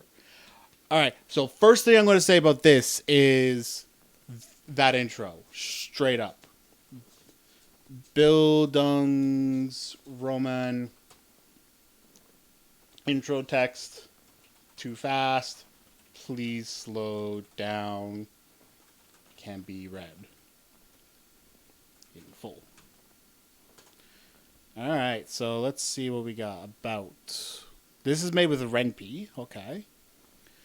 Let's go help. Enter. Advances dialogue and activates interface. Advances dialogue without selecting choices. So I'm probably don't want to touch enter. Arrow keys, navigate, escape, access the game menu, control, skip dialogue when held down. I believe this is going to be some kind of visual novel. Toggles assistive self-voicing. What is that? Self-voicing? It's a self-voicing mode in which a speech synthesizer is used to read out text and other interface elements. This is... Oh! Oh, that's cool! Okay, let's start. I'm going to turn that on. Because there probably isn't voices in this. So I'm going to turn on that self-voicing.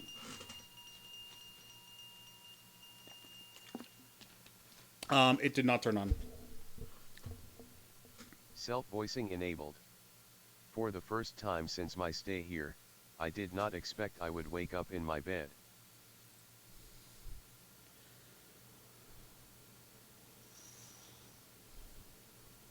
As I stuffed the thermometer in my mouth and slid open the curtains, allowing the newly formed fleece-like snow glare into my room, I tried to remember my discontinuous existence of the previous night. What happened last night? I could barely recall the Walpurgis Nacht party. What? That's a name. So is Bildungsroman. Bildungsroman. What I almost forgot was my lighting of the fireplace, my swilling of the wine, and my running down of the labyrinth. My 1,000-year-long journey through hell, heaven, and back. Each step undoing the memories created by the previous. It's German? Okay. Each leap conjuring a brand new tier of the afterlife on top of the recently demolished Lair. And yet, there was at least one sensation which I could recall clear as day. One which had sent both a major flush up to my face and a sudden shiver down through my spine. Okay, I just need to do this for a moment. I need to do it for this game because I feel like I should. Something tells me I should because I'm going to be like, oh, I think my facial expressions in this are going to be will explain a lot. Even though I don't want to be on camera because I think I look disgusting right now. Oh no. Augustine, oh crap. Oh, crap. Augustine, Amelia might actually kill me this time. I shuddered once more. None of us were fully aware of the truth or dare game we played. Yet I could still recall the warm kiss on my cheek by Princess Anastasia Konstantina. She gave me a kiss? As I continued to wash all the evidence off my face, there was a knock on my door. Augustine, ah. Sister Justine. I waved back to her, but the usually kind and overworked Sister Justine was not in the mood for greetings. She opened her mouth, paused to let herself collect her thoughts, then spoke. Sister Justine, if you don't mind, we could really use your help. There has been an incident in Herr Professor Leon Kaufmann's office. Augustine, an incident? Sister Justine, or an accident, we're not sure. Okay. Self-voicing disabled. I'm going to turn that off now. I just wanted to, like, have it on for a bit to hear what it was like. Because I'm now just going to voice everything myself, and this is going to be the dumbest shit ever. I apologize. I apologize to everybody. He wasn't in bed when we looked into his bedroom this morning. We then went to his office, but his door was locked. We tried to knock and call out to him, but there was no answer. This most definitely was a concern. But why choose me? I started staying here only a couple days ago. There are other patients closer to Herr Kaufmann who are better suited to helping him. Because we are expecting the worst, and you have the least emotional attachment to him. The worst? You will know what I mean. Please come. Voice actor.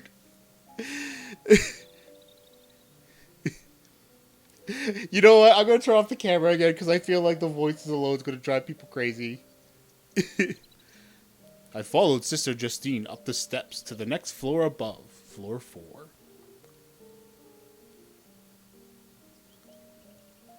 The floor suited one room, Leon Kaufmann's rotunda office. The entrance to his room began as the steps met his locked door. Dr. Adenauer was crouching by the door. Meanwhile, another nurse, Sister Juliet, Sister Justine's twin, was leaning over on the railing, her fingers balancing her cigarette, her lungs filling the stairwell with her stress relief. Good morning, Herr Doctor. I called out to the white coat kneeling beside the door. He turned to look at me. Good morning, old chap. How's your rest so far? Going smoothly, I hope? Sorry, there's been a hiccup like this along the way, but you'll get over it soon enough. After all, this is a sanatorium, and the horizontals here have already gotten used to the occasional departures. Departures? Ah, that's right, departures. Sister Justine told me you were expecting the worst. Well, we are not wishing any ill will towards him, nor any patients here, really. No, not at all. It's just what we should expect in a place like this. But there could be other reasons for his unresponsiveness. It's possible the old chum had a little too much to drink from the party last night. I'm clipping my mic really bad, sorry. Let me adjust that, sorry. The worst case is, well, he's 70 years old. It might have been old age or a heart attack. Not consumption? If it was consumption, I would have noticed the signs during his last checkup. But he looked as healthy as a horse. An old winning racehorse, that is. But I didn't call you for you to determine if our old friend is alive. No, that's the doctor's task. I was just wondering if you somehow have something, or at least could do or suggest something to help us unlock this door. After all, you looked cunning enough for a lad. Ah, okay. Ignoring the compliment, I leaned and peered through the keyhole. Without hesitation, the doctor continued. Strangely enough, none of the nurses here have a key to this room. Only our air professor has the key, so there's no easy way of getting in. I know, that's not what I'm concerned with. I looked through the hole and saw a good portion of the room. Most of the rotunda walls were covered with tall windows which could slide open vertically, letting the newly fallen snow shine the entire office. However, that wasn't what interested me. Out of the rightmost corner of the keyhole, I saw a large desk supporting a dark figure, the slouched-over professor. I could only assume he was facing down, for I could see the tip of his balding white forehead, as well as his fingertips dangling off the front of his desk. I stood up. You might be right, Herr Doctor. Either he is very drunk, unconscious, or, in the worst case scenario, has suffered a heart attack. Then I told him my proposition. I suggest you break the door down. The doctor scratched the back of his head. Is there any other way aside from damaging property? I shook my head. If he's not dead, we should act as fast as possible. Get someone or something to break the door. That is my suggestion. The doctor nodded and turned to Sister Juliet. Sister Juliet? The doctor snapped the cold nurse out of her trance. Go get little Frederick Waldenstein from the chalet. Didn't really give me a line to really go off of. Nope, they are garbage. Sister Juliet, with a roll of her eyes, stepped sluggishly down the stairs. And I don't want to see you slacking off. Do you hear me? Excuse me for 1 second.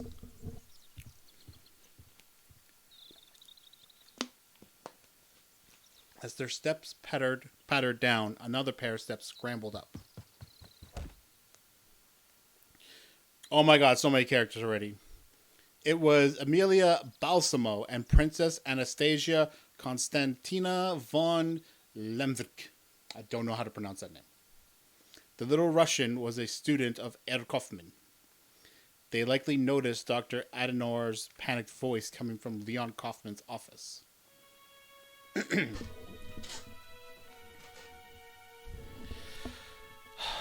There's already too many female characters. I only have like 2 girl voices. So, guess what? What happened, Augustine? What happened? Is Professor Kaufman alright? Good morning, Princess Anastasia, Constantine, and Amelia. I don't know how to break this to you two, but Dr. Adenor and I believe there is something wrong with Ed Kaufman. Either he is drunk, or he had a heart attack. She shook her head in response, a frozen realization in her eyes. I do not believe he is drunk. He told me he quit drinking 5 months ago. She ran to the door and banged and called out his name.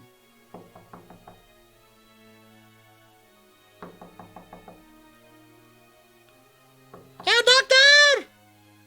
Professor Kaufman! Professor Kaufman! It's me, Professor! It's me! Your most prized student! Anastasia! Please tell me you are okay!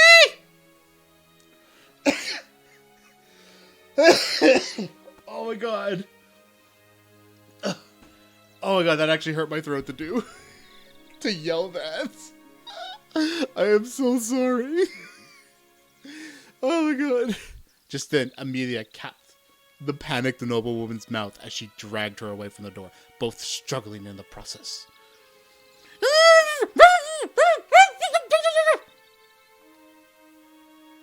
Amelia turned to us with an awkward smile. My apologies, Amelia whispered in a soothing voice to her friend. The little Russian then took a breath and turned to Sister Justine and me. I am truly sorry for my disturbance. As a noble woman, my actions were improper. It was just the shouting part. It made my like. Have you ever had it where the back of your throat gets very itchy and tickles, and you have to be like to like clear it out? That's what happened. She stared at the ground for a while. Then she continued. She's got a big forehead. Yeah, Professor Kaufman was one of the few friends who saved my life.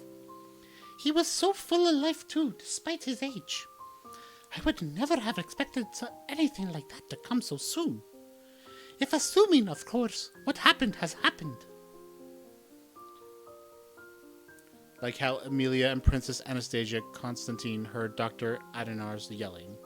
3 other patients dashed up the steps after they heard Princess Anastasia Constantina's shouting.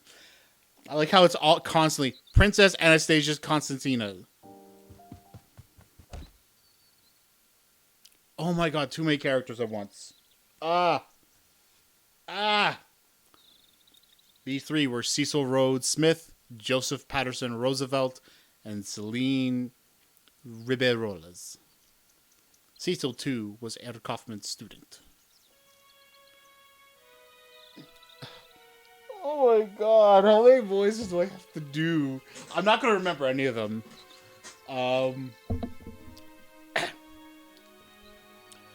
Alright. You are not alone. Alright, here we go. What happened? Is Professor Kaufman alright? Augustine, what are you doing here? Yeah, what's going on? Good morning, Cecil. Good morning, Joseph. Hello, Celine. I don't know how to say this. I gotta read. Wait, what was that name? DZR Huga? I have no idea how to pronounce that name, but thank you for the follow. Oh my god, my bitrate's dropping. What's going on? No! No! Wait, hang on. Hang on. Okay, that was back. Okay. I pressed the button by accident too. Shit. And like what the little princess did, Cecil too called out the professor's name and banged on the door. Professor Kaufman, are you alright? It's me, Cecil! Suddenly, Dr. Adenoir shoved past us. Smack. He pushed Cecil away from the door and slapped him hard across the face. Be a man and behave yourself! Oh, okay. It was an A, not a D. As your Higa? As your Higa? Just ready, these people are going to break down the door. I know, right? Just then, Princess Anastasia Constantina rushed to Cecil's side. Cecil, are you okay? She gently rubbed his cheek, calming him down. Yeah, I'm alright. Thank you, Anastasia. Meanwhile, the doctor continued his scolding. I did not expect everybody here, and it is apparent no patient in this sanitarium behaves in a dignified manner. However, I believe every one of you still has at least some sort of human dignity left in your noggin. Once we break open this door, whatever happens, I want each and every one of you to promise me that you will be calm. Oh, look, here comes little Frederick.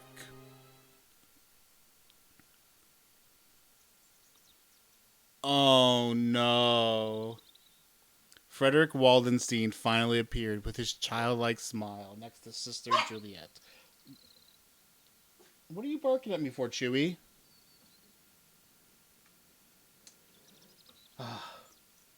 I got, what? What do you guys want? I might have to take them out.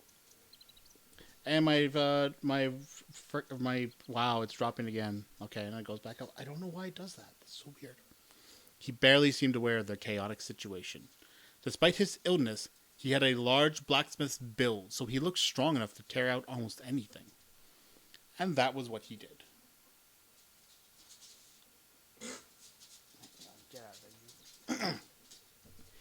Everyone, stand back! Okay, little Frederick, I want you to wrap your right hand around this knob here. Good. Now, on the count of 3, pull your right arm back as hard as you can. Ready? 1, 2, 3. With great strength and little issue, he pulled out the doorknob, along with the screws and splinters. Afterwards, we stepped around the remnants of the door and slowly filed into the room. and yet we all failed our promises. Okay, so I have a feeling they need to go out, but I want to keep going with this. I want to make at least one more game out of this.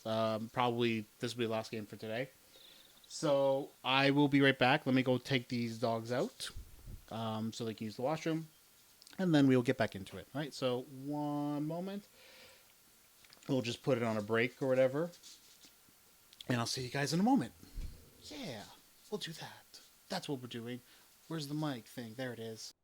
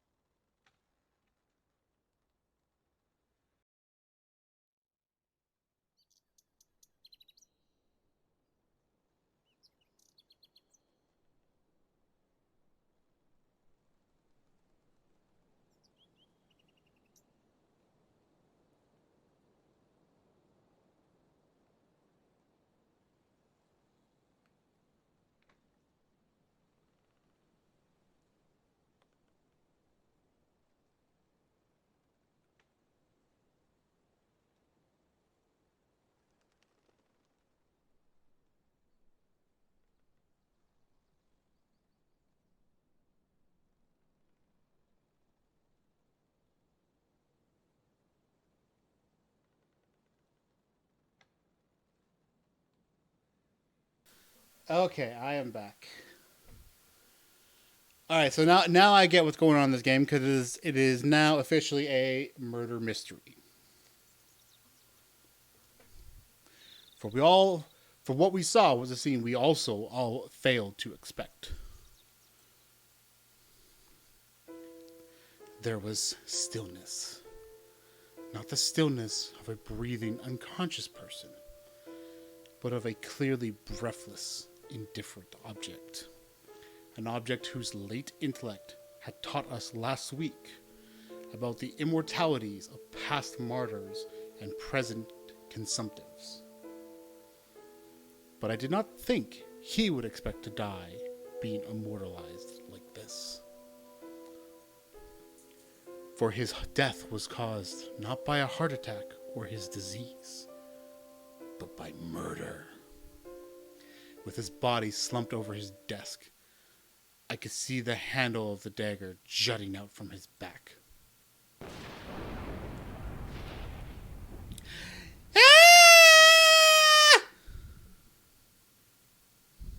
Amelia comforted the noble woman then and there, and let her sit down on a chair in the room.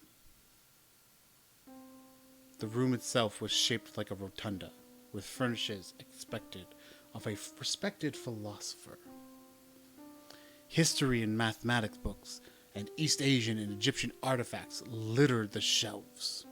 More piles of books were stacked at a grabbing distance from each side of the intellectual's leather desk. The chair itself having a lovingly worn out short backrest. I gently approached the body as I peered out the window behind him. The window revealed the steep, snow-covered sanatorium rooftop. Ooh, crunching.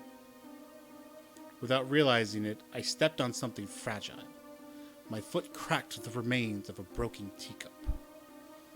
I then tried to balance myself on the windowsill as I removed the ceramic piece from my shoe. My palm touched something wet. I pulled my hand away. I stepped back and tried to process his body from head to toe. With the professor's body having slumped on his desk, and with the leather throne having stood in front of the westernmost rotunda, the room lent itself a peculiar light. Instead of a murder of an intellectual, it was the death of a king, the decadence of a nation, the burning of a library. But just as I was only able to process half of what was in front of me, I heard a voice muttering from the center of the room. Leave. What? I said get out! Scram! All of you! Instead of shock, Dr. Adenoir was furious, his face reddening. Get out! Leave! Everyone, go take your breakfast! And you! What are you doing? Close the window and take your notes elsewhere! Celine let the window slam down and placed her notepad away. With silence, everybody started to leave. But just as I turned away, the doctor tapped me on the shoulder. Except for you. And you, little Frederick. You too. I need both of you to carry his body down to the morgue. Also, Sister Juliet and Sister Justine, can you both go pick up the stretcher from the basement? Thank you. What happened between then and breakfast was a blur. I was still processing my realization that a human had murdered one of the sanatorium's most respected patients. Wait. Patients? Wouldn't he be a doctor?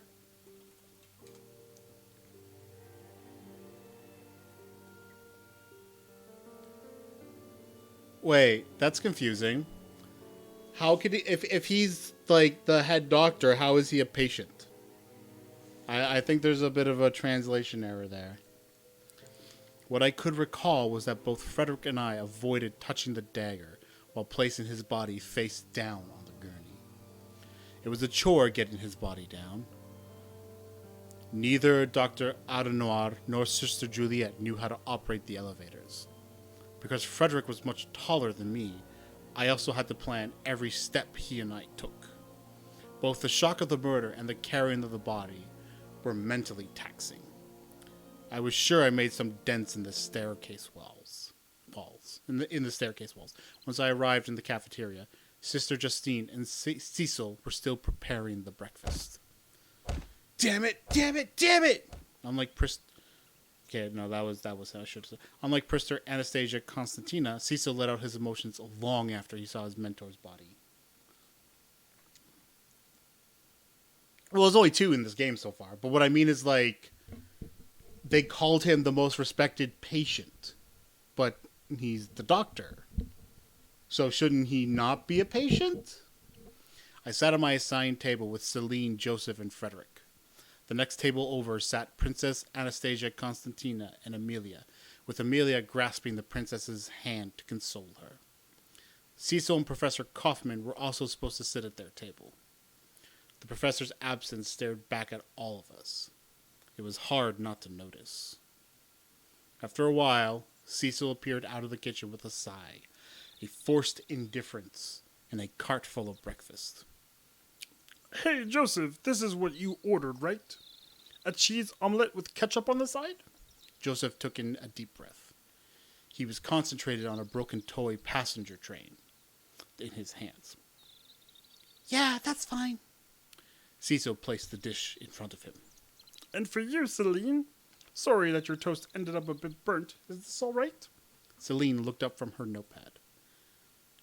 That looks fine to me. Cecil placed the dish in front of her. He then eventually placed the rest of our dishes in front of all of us.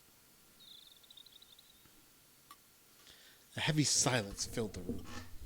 Most of us picked at our food, except for little Frederick, Cecil, and Princess Anastasia Constantina.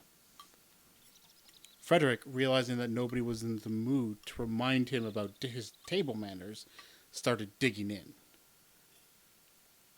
Cecil and Princess Anastasia Constantina, meanwhile, were left staring at their dishes. Anastasia, please, you need to eat. I will be happy even if you start taking small bites. The little Russian glanced at Amelia, then had her food, and took a bite and chewed slowly. Shy grins grew on each other's faces as they continued grasping each other's hands in comfort.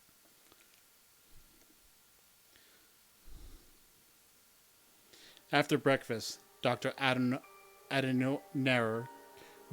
gathered everybody up in the lobby. The doctor seemed to have calmed down, but judging by his face, his calmness wasn't a good sign either. He began with a shaky voice. Thank you for meeting today.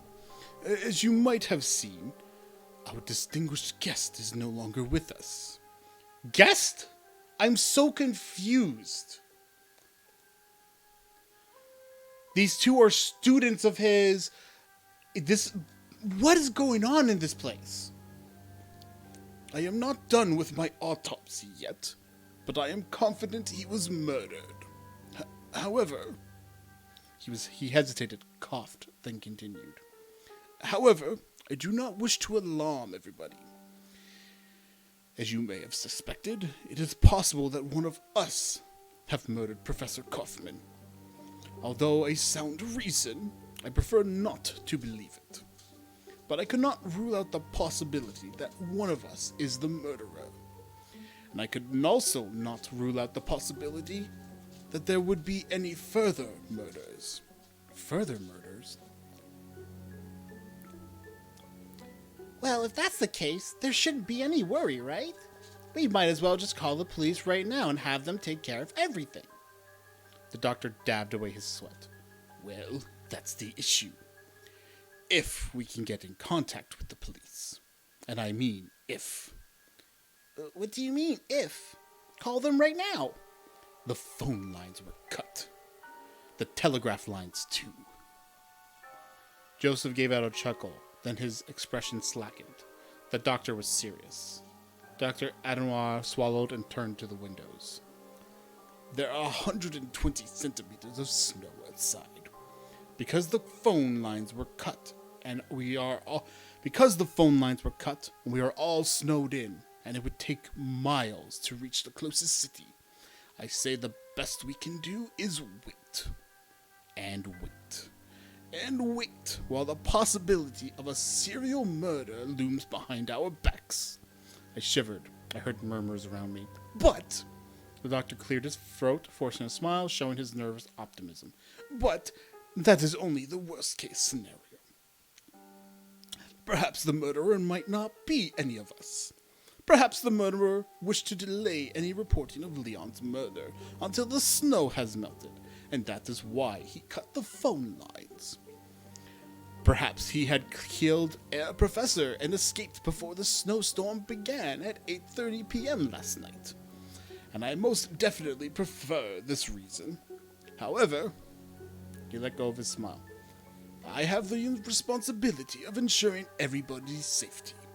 Therefore, I am not allowed to let myself off the possibility that one of us is the culprit. But enough of that. What is important is I need everybody to listen and follow my instructions. Afterwards, the doctor launched into an explanation as to what was going to happen. First off, I wish to have everybody know that we have a sled. Joseph's eyes lit up. So, we do have a way to escape. Yes, we do, but how should I put it? Sister Juliet, you are the only person to have ridden this sled, right? How big is it? Sister Juliet blinked. Wait. What were the two sisters? Juliet is one of them. Hang on. There's a Kara thing here. Justine was the one we met first, so Juliet, okay.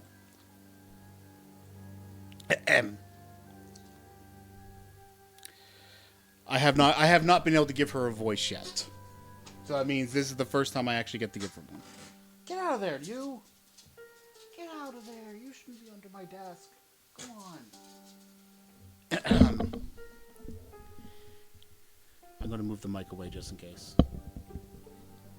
For your information, I did not write it! I might not continue using that voice. That sled is for transporting dead bodies only! Wait, what? Bodies? You meant to say you use a sled to transport bodies? Only when there's snow outside, Augustine, and only if the morgue is full. Hey, don't look at me like that. Listen, it's not as if a body could ever complain. Wow, since when did nuns start becoming so cynical?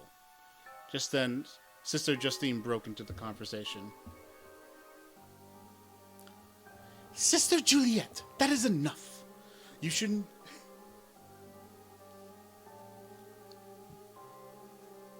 Alright, LMG, thanks for coming by.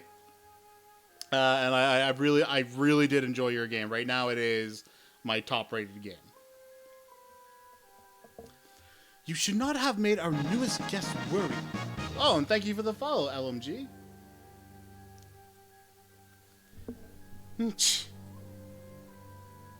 Oh, but wait.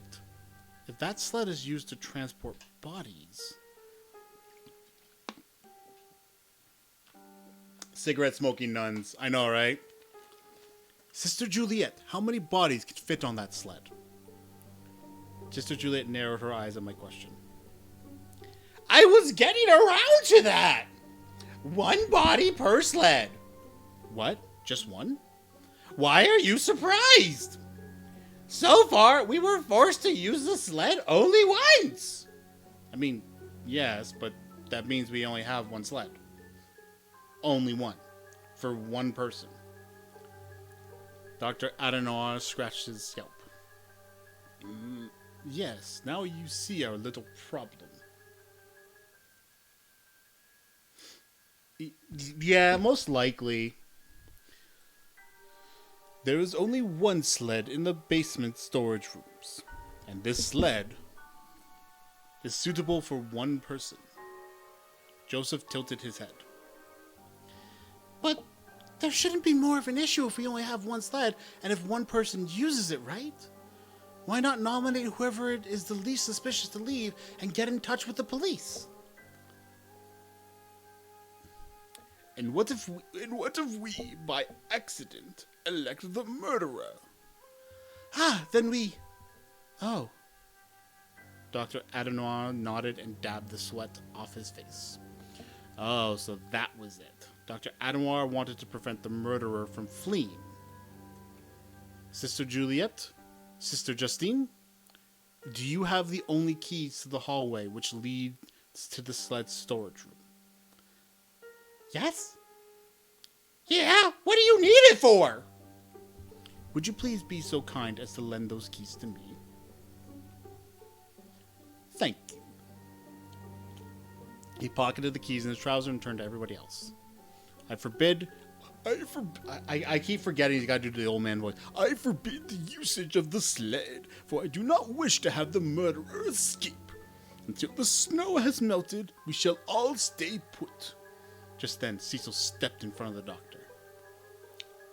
But that's ridiculous! You are putting all of us in danger! Are you just going to let more of us die? But the doctor did not budge.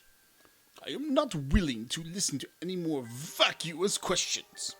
Either you follow my instructions, or I will withhold your upcoming treatment.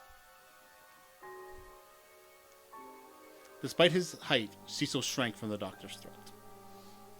Now that I have the only keys to the sled, I can showcase what I was able to find from my autopsy so far. Judging from my amateur estimate, I can conclude that Air Professor Kaufman departed last night around 8 p.m., give or take 1 hour. Therefore, any time between 7 and 9 p.m. may possibly be the professor's time of departure. Now, as you people are aware, the snowstorm began around 8:30 p.m., which means Herr Kaufman departed while the Walpurgisnacht party was still going on. What are you guys barking about? Stop it. Chewie just wants attention. That's what it is. Now, I know the party began at 6. However, I left to do some work in my office around 7. Thus, it would be a great pleasure for me if one of you could give a brief overview as to what happened in the party after I left. Give me a second.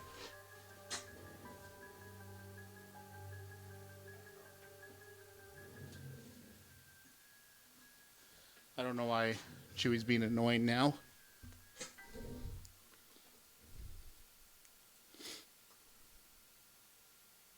Amelia sighed and raised her hand.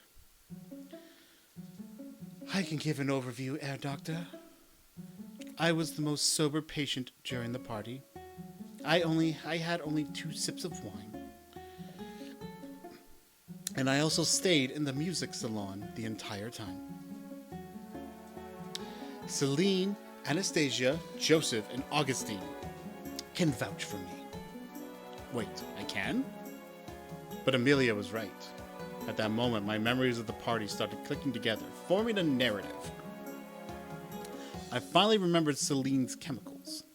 I finally remembered that Amelia, Princess Anastasia Constantine, Celine, Joseph, and I were all together, drinking wine, playing Truth or Dare, and drinking said chemicals.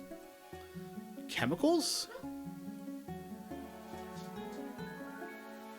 I finally remembered Joseph deciding to play the piano as I felt Princess Anastasia Constantina's kiss on my cheek. I don't trust you, Amelia. After all, weren't you the one who went so far gone as to confess that you love Princess Anastasia Constantine more than Mary, Queen of Scots? I do not recall such a thing, Celine. And I do not believe a yellow journalist could ever report their memories in an accurate manner either. Liar. I most definitely remember that scene. The nuns had to force Amelia's cup out of her hand after she went deep into her opinions on Catholic and Eastern Orthodox theology. Amelia was calling for the merging of the two churches. Very well, but once I start seeing major holes in your testimony, I will suspect you. Thank you, Ed Doctor. Now, let me express what I believe happened last night. She then faced the rest of us. If any of you disagree with what I witnessed, please correct me. First off, the party began at 6 p.m., right after we had dinner. Is that right, Sister Justine and Cecil? Huh? Why are you asking me? That's because you and Sister Justine prepared dinner last night. And I most definitely remember it was your cooking. No wonder you are the breadwinner of your family. Hey, my family loves my food. How could they love me if they hate what I cook?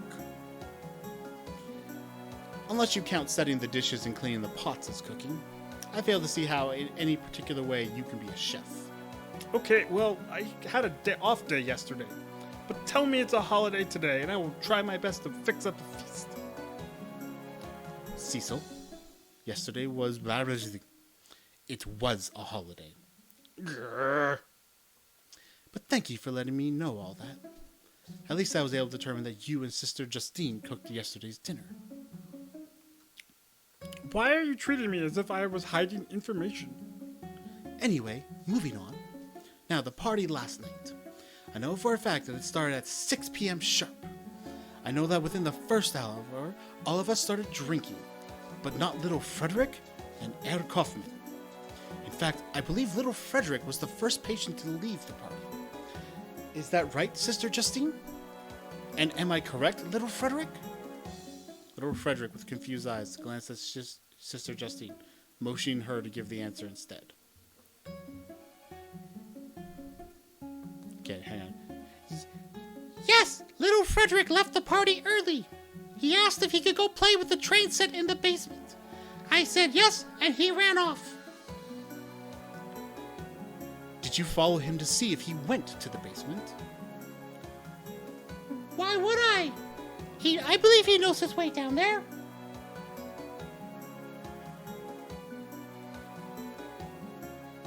That is not what I mean. I am only wondering if you kept an eyes on him while he was down there. Oh, well, I did, but that was right after the party was over. Sister Juliet and I left the party early and stayed in the library for most of the night. After the party was over, we both found him sleeping on the ground, his body crushing his toys. His toy, sorry. And what was that toy? Oh, it was just his model passenger train. Mr. Roosevelt, did you find enough parts for the train? Joseph snapped himself out of his trance. Huh? Oh, yeah. I haven't started fixing his train yet. I'll let you know if I need anything. I glanced at little Frederick to see if he had anything else to say. But he continued staring off into space, lost in his daydream. He was not familiar with our words. Good to know. Now then, what happened after you met with little Frederick? Well, I tried pulling him up, but I strained my shoulder. While he was asleep? Yes, that was a mistake I made. Sister Juliet ended up waking him up. I wondered how Sister Juliet came up with that solution. There was no secret. I went to the ground floor to fetch a pail of water. I threw the water on his face.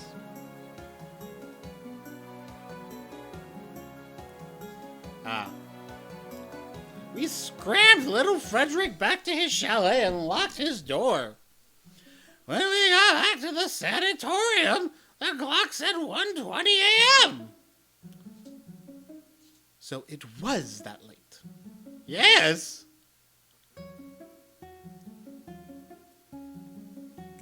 I'm sorry. It's just I'm trying to come up with good voices, and that's what I came up for, Juliet. By the way, the chalet, if you don't know, was a Swiss cottage which neighbored the sanatorium, built as a solution to prevent Frederick Waldenstein from escaping. After Frederick heard the death of his parents, He made many attempts to escape until his family gave the sanatorium money to build a cage for him as a Swiss chalet. Thought I should mention this improv. Just then, the doctor interrupted. So, little Frederick was unsupervised for more than 6 hours. That is most definitely suspicious. But Amelia ignored the doctor and moved on. Now, let's continue.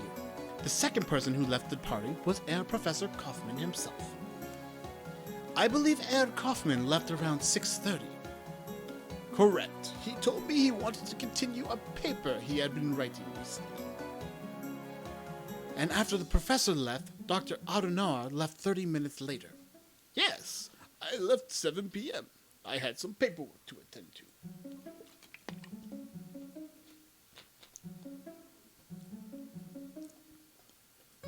Do you have anything more to say, Herr Doctor? No, nothing. Carry on with your testimony. Thank you, Herr Doctor. Anyway, let us get back to when each person left the room. If I recall correctly, the third person to leave the room was Cecil. He left only for a while. I remember that Cecil left the room and returned 20 minutes later with firewood. Is that right, Cecil? What? What's wrong with me picking firewood? There is nothing wrong with that. I just wish to verify if my memory is correct. Well, yeah, so what? Dr. Adenauer asked Sister Justine to remind Sister Juliet to pick some firewood up. And Sister Juliet instead asked me to go pick them. As to where I had gotten them from, there was a pile of wood near the tool shed. Once I arrived here, I placed the wood in the fireplace, and you guys here all lit it up. Actually, I remember it was Augustine who lit up the fireplace. Augustine, is my memory correct? Oh, yeah. Joseph suggested that I do the honors of lighting up, since yesterday was my first holiday spent in the sanatorium. But, hold on, there was something I had noticed was strange. Before I lit the fireplace up, Cecil noticed there was snow in it.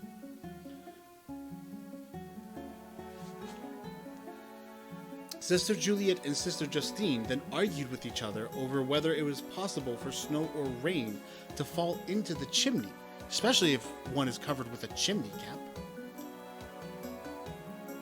It was then that Joseph suggested that I should ignore the nurses and light the fireplace up. Thank you, Augustine. Yes, I do remember that commotion as well. As to what I think about the chimney in the music salon, Anastasia, do you remember if you saw a chimney cap during your lectures at the professor's office? After all, his office does give a great view of the roof. Princess Anastasia Constantina pondered over the question. Then she lit up. Oh god, I haven't done her voice in a while already and I can't remember it. I think so. I believe the chimneys here all have caps. But you can only see the music salon's chimney if you look up from the window behind the professor's desk. So it was not something that I saw during every lecture. I believe Cecil also agrees with me. Right, Cecil? Huh? Oh, right. I remember there was a chimney cap. It was not something I would have paid attention to, but I do remember seeing something like that on the music salon's chimney. Thank you, Anastasia and Cecil. I will keep that as a note. Now, moving on.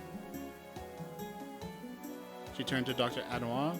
This means that once Augustine lit up the fireplace, Anastasia, Celine, Augustine, Cecil, Joseph, Sister Justine, Sister Juliet, and I were all gathered around in front of it.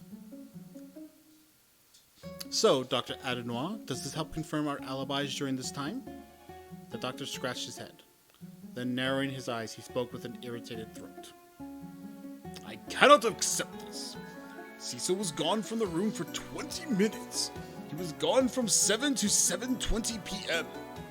Professor Kaufman should have departed between 7 and 9 p.m. What do you have to say for yourself, Cecil? I told you already, I was gathering wood for the fireplace. Even then, this blank span of time suggests you as the most insuspicious individual here. But then let us continue to see if we can find a better suspect. But Carry on, Miss Balsamo. I said carry on! I said carry on! my apologies, Herr Doctor. I was still pondering over what Cecil had just said. Anyway, the next two people who left the party were the twin nurses, Sister Justine and Sister Juliet. May you two correct me? Yes, that is correct. Sister Juliet and I left the room. We were trying to avoid getting drunk. What Sister Justine said was half true. I was bored of your games, so we went to the library and played Go Fish. And neither of you left the library for the rest of the night? Yes, ma'am. Yes, ma'am. That is right. Yeah, that seems correct. Are you sure? What do you mean? Why would I not be sure?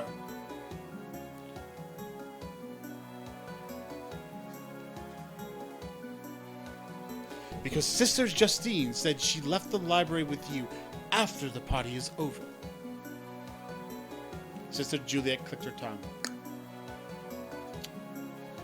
You already know what I mean. Neither Sister Justine nor I stayed in the library during the entirety of the night. What I really mean is we stayed in the library for the rest of the party. Trying to make her sound like she's slurring. And after you woke little Frederick and sent him directly home, yes? To the chalet! Where else? Again, we also locked his door. Again, when we got back to the sanatorium, the clock said 1:20 a.m. Do you need me to repeat anything else, Madame Balsamo? Might I suggest you have some Earl Grey tea so that the caffeine could help you memorize my words better? If you weren't annoyed by my repeated questions, I would say please do. But personally, I believe you need the tea more than I. Perhaps you should have iced it so you can cool. You should have it iced so you can cool yourself down.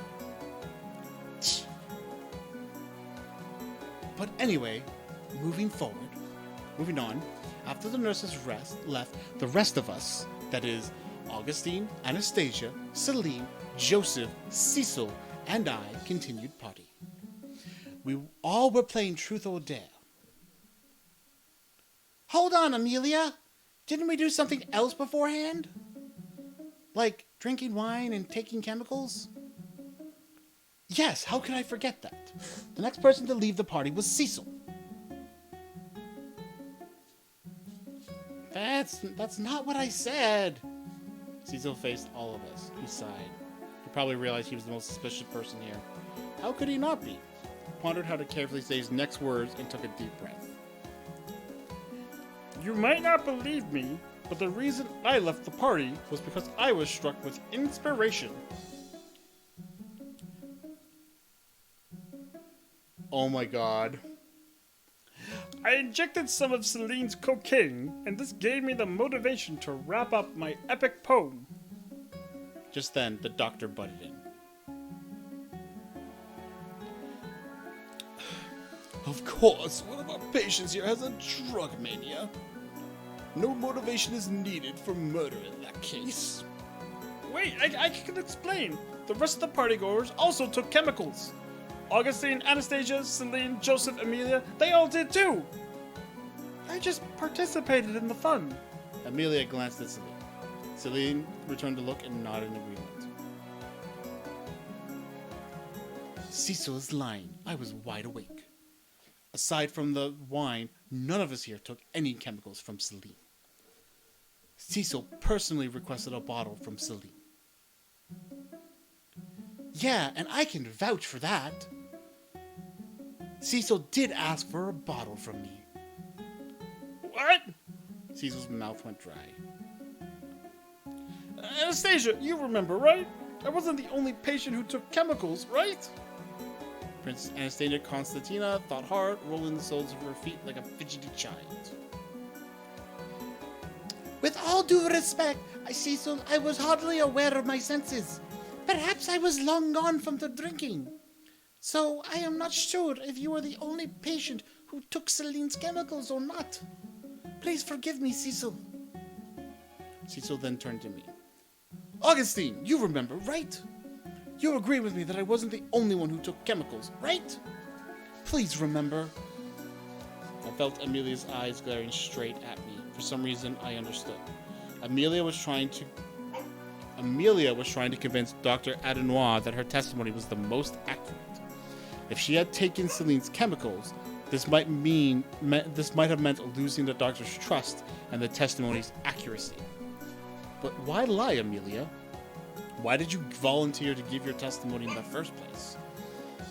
Could there be an ulterior motive behind you giving your testimony? Yet for some reason, I ended up trusting you.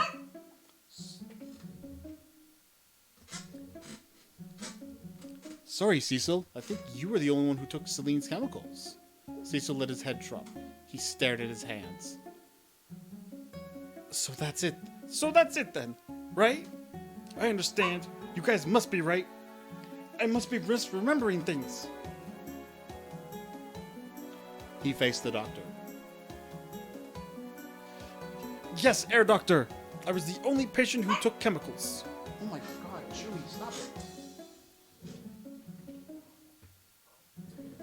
I don't know why he keeps barking at me now. But please believe me, I do not have a drug mania. I just needed some inspiration to finish my poem. That's all. How could I find the time and mood to write if I committed a murder beforehand? I believe you have made a good point. However, that is not enough to convince me. Oh, really? That's it then? Is there any way for me to convince you that I am not the murderer? How about I tell you who I suspect? Would that help? That would not reduce my suspicion of you. But please, convince me. Well, in that case, the person who I suspect the most in murdering Eric Kaufman is... Cecil flailed his right arm as he pointed his finger at... You! Me? Yes, you! Don't pretend you didn't see me. You, Augustine, I am talking to you. Why have you been quiet for most of the time? I know Anastasia for a long while, and I know Amelia through her. I know Celine through Amelia for a couple of months now, and I know Joseph through Frederick a while ago. But you, Augustine, I sure as hell do not know anything about you. None of us do. Which is why I suspect you.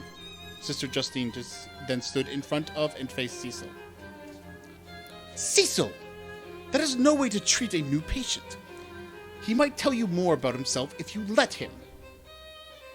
Well, that makes him even more suspicious. He is a newcomer with no friends here. A stranger with no attachment to us. Perhaps he came here to kill Eric Kaufman. Perhaps he came here to kill all of us. There's enough. It was Princess Anastasia Constantina. Mr. Cecil Rhodes Smith, suspecting someone of murder just because he is quiet is a truly despicable accusation. I will never forgive the people who condemned Papa just because... my mother... Cecil backed away from me and approached the shivering Russian. I am sorry for reminding you of your father. I am sorry. I am sorry for my groundless judgment. He turned to me. Sorry, Augustine. I got carried away there. In all honesty, I don't think you are a bad kid. Hopefully you can forgive me. I honestly don't know why he keeps barking at me. He patted me on the back. I returned his smile back. No worries, Cecil. But the truth was, I was very worried. The reason why I avoided talking about myself was I was afraid they might just uncover my past. Uncover who I really was as a person. I wanted to leave France and Algeria. I wanted to leave my family and hometown. I could consider my tuberculosis a blessing in this regard, which is why I felt hesitant in confessing to everybody, even after a murder. I would rather die than go through all of that again. Thank you, Cecil, for your very valuable insight on Augustine. I am sure this will be very helpful in the near future. Anyway, let us continue, everyone. From 8 p.m. to 1 a.m., after Cecil left the music salon to work on his poem, the rest of us, that is, Anastasia, Celine, Augustine, Joseph, and I, all were left in the party. I believe we were all in our rooms by 1 a.m. Is that right, everyone? Each of us remaining partygoers pondered over her question for a bit. Yeah, no qualms with that. I wasn't sober, but it did feel like 1 a.m. at least.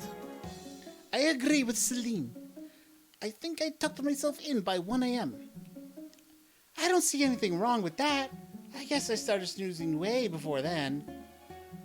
And Augustine? What about you? Huh? Oh, I'm not sure, but it sounds about right. It seemed like the rest of the partygoers and I agreed. We were all returned to our room by 1 a.m. the previous night. And as you know, after that, the nurses left the library to wake up little Frederick and send him home. The nurses arrived back at the sanatorium at 1:20 a.m. And I believe, Herr Doctor, that was the end of the party last night. And as for me, I was in my bedroom a little before 3 a.m. So, is that all, Miss Balsamo? Yes, that is all I can remember, Herr Doctor. Shall I wrap all the testimonies up and start from the beginning of the party last night? Go ahead, Herr Doctor. All right. And so Dr. Adenar recited what he believed happened during the party last night. 6 p.m. The party began. Within the first hour, all the patients and staff started drinking, except for Professor Kaufman and Little Frederick.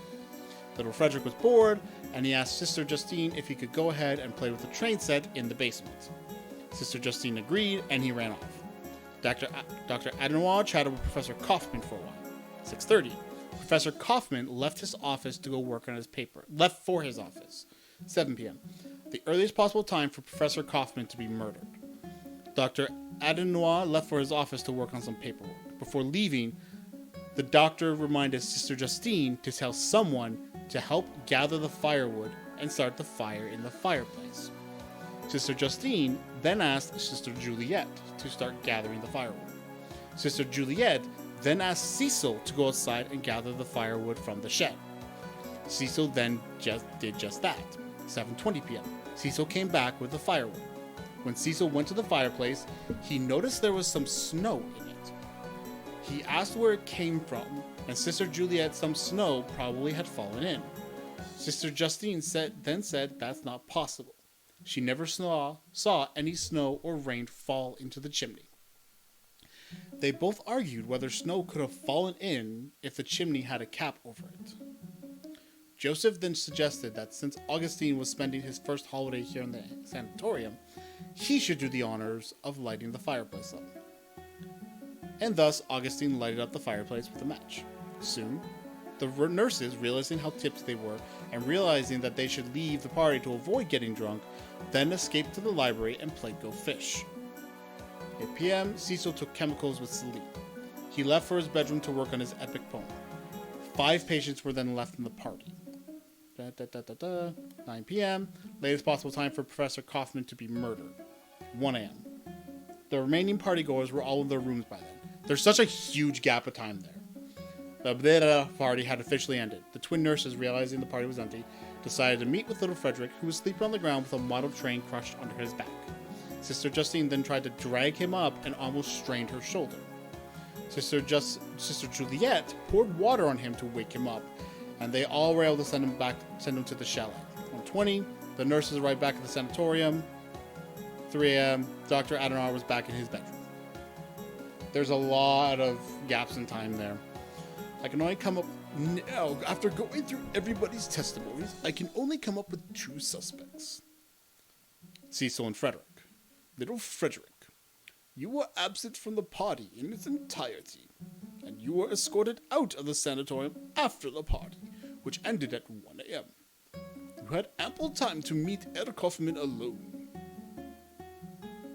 But, I do not have time for dilly-dallying. You are going to say that it is not possible since his mind is like a little boy, right? And his heart too, Air Doctor. He doesn't have the heart to hurt anyone. Is that so? But what about all the pets he's had? Didn't he end up killing all of them? How could you say that? He didn't mean to crush them. Just like he didn't mean to crush the toy train last night. Little Frederick, please say something. You are being accused of murder. Sister Justine hid her face while Sister Juliet comforted her. Well, what are you doing, Frederick? Say something! Your silence is hurting Sister Justine. Little Frederick then faced Dr. Adenar with a slightly confused smile. He didn't seem like he knew what was going on. He seemed to realize that he was not the bystander at the game everybody else was playing, and that this was serious. Little Frederick, did you or did you not kill Professor Leon Kaufman? Little Frederick paused for a moment and glanced at Sister Justine and Sister Juliet. Then he returned to Dr. Adenar with an answer. No, I did not kill, Professor Leon Kaufman. Professor Leon Kaufman. Little Frederick returned the name of the murder victim with a large smile on his face. Is that enough, Herr Doctor? Little Frederick is innocent. Please, let him go. Dr. Adenar scratched his head. I'm sorry, Sister Justine. I can't possibly let him go. I still suspect little Frederick. I mean, like, the only thing that came to mind is like a dumb voice, like duh, and it's like I feel so bad, but like that's clearly what's going on with him. But he is not the only patient here with no alibi. The other person who I find equally suspicious is obviously Cecil. Is Cecil Rhodes Smith. You were gone 2 times during the party. The first time is between 7 and 7:20 p.m.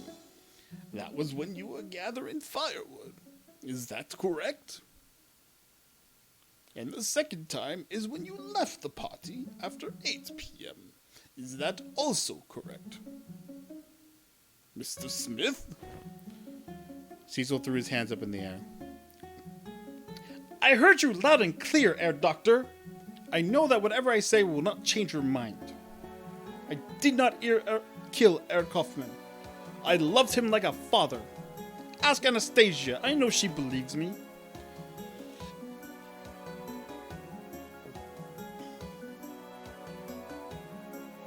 Thankfully, I am drinking the whole time. But yeah, don't worry, I'm good. Princess Anastasia Constantine. I love the fact that they don't need to do that. They don't need the creator of the game did not have to always put Princess Anastasia Constantina, because they just call her Anastasia. They can literally just say Anastasia. But no, every time when it's a narrated line and not like somebody speaking, it's always Princess Anastasia Constantina. Wrinkled her nose. She took a breath and sighed. Well, I wouldn't say you loved him like a father. I most definitely loved him like a father. You, however... Anastasia, please. I'm sorry, Cecil, but it's true.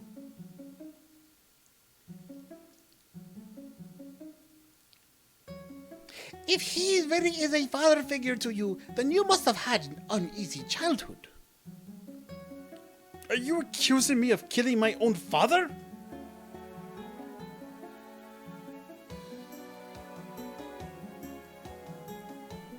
In a Oedipal literary, not literal sense. A grin grew and disappeared on Princess Anastasia Constantina's face. She then faced Dr. Adenoir. Cecil might be weird, but he wouldn't betray his friends. He might have argued a lot with both his father and Herr Professor, but he hates his father and loved Herr Kaufmann. He might be a revolutionary, but he also has a wife and 3 daughters. I couldn't imagine a loving father such as himself to take a life of another. I couldn't imagine a great friend such as him to stab the mentor who introduced us to each other. Please, Herr Doctor, Cecil Rhodes Smith is an innocent man. I hope you could find in your heart to end your accusation of him being the murderer.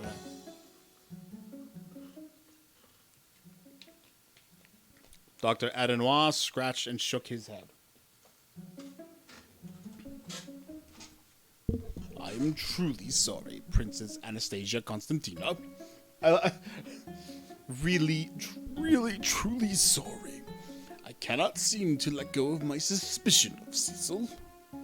But let me clarify myself, Princess Anastasia Constantina. I do not believe Cecil Rhodes Smith is a murderer. I do not believe Frederick Waldenstein is a murderer. I do believe, however, that we must start somewhere if we were to arrest this killer, and so we must suspect someone. And yet, we can only arrest one person, for there should only be one murderer. What shall I do? What shall we do? What now? Sister Juliet tapped her foot. She seemed tired of letting this meeting go on longer than it needed to. What do you mean, not now? What do you mean, what now? You didn't think any further than this? Well, I thought we would have figured out who the murderer is by the end. I didn't think we would have ended up with 2 equally suspicious individuals. But even then... Well, in that case, isn't it obvious, Herr Doctor? We should vote as to who we think the murderer is.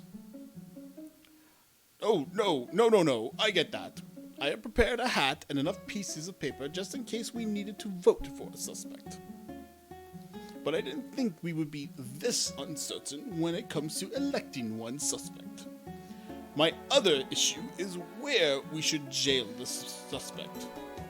Dr. Adenoir looked around the lobby with a troubled expression, hoping one of the patients here had an idea.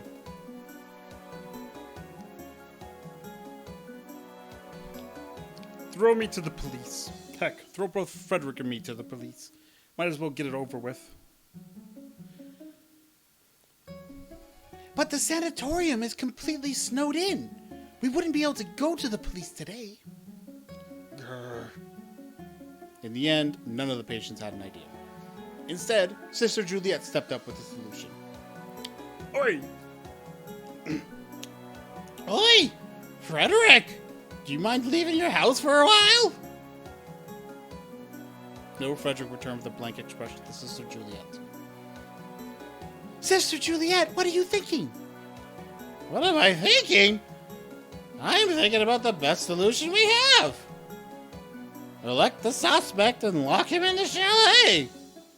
After all, the chalet doors can only be locked from the outside. And the windows, too. They are also covered in bars. The chalet might as well be a holding cell. The killer wouldn't be able to move around if he is in it. Sister Juliet faced little Frederick again. Is that all right with you, Frederick? Wrong voice.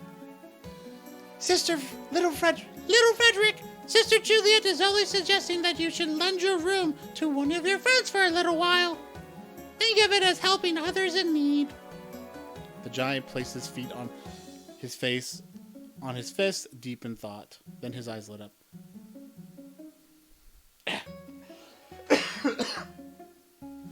Does this mean I can sleep in the sanatorium again?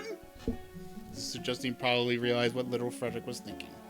He had been locked away from sleeping in the sanatorium for a long while now. She probably forgot that staying in the chalet was little Frederick's punishment, rather than his comfort. Yes, yes, little Frederick. Because of your good behavior, you can finally stay at the sanatorium. But only for a while. And only if you continue maintaining your best behavior. The giant giggled in excitement. Yay! I can finally sleep like a normal adult now. Don't celebrate yet. We are not sure whether you might be able to sleep in the sanatorium again. Let's ask our good doctor first, shall we? But Dr. Adenoir was leaning back and nodding. He seemed satisfied that the jail cell problem was solved easily with the existence of little Frederick's chalet. Very well then. We should elect the suspect and send him to the chalet. But in addition to Sister Juliet's idea, I suggest another rule. We should also choose another person to stay with the suspect as well. We should give the suspect a lookout to make sure he is not doing anything funny. I will choose the lookout randomly from the hat, and if we discover any additional murders, we can immediately host a vote on who might be the subject and who should be the new lookout. This is going to be a long game, isn't it? Now, does that sound like a reasonable idea? But, Doctor, why randomly? Because if a murderer and accomplice were working together, it would only be by chance and not choice for them to be with each other in the chalet. The doctor then faced the rest of us. Oh then, let's start the vote. But before we begin, let me recite the rules one last time.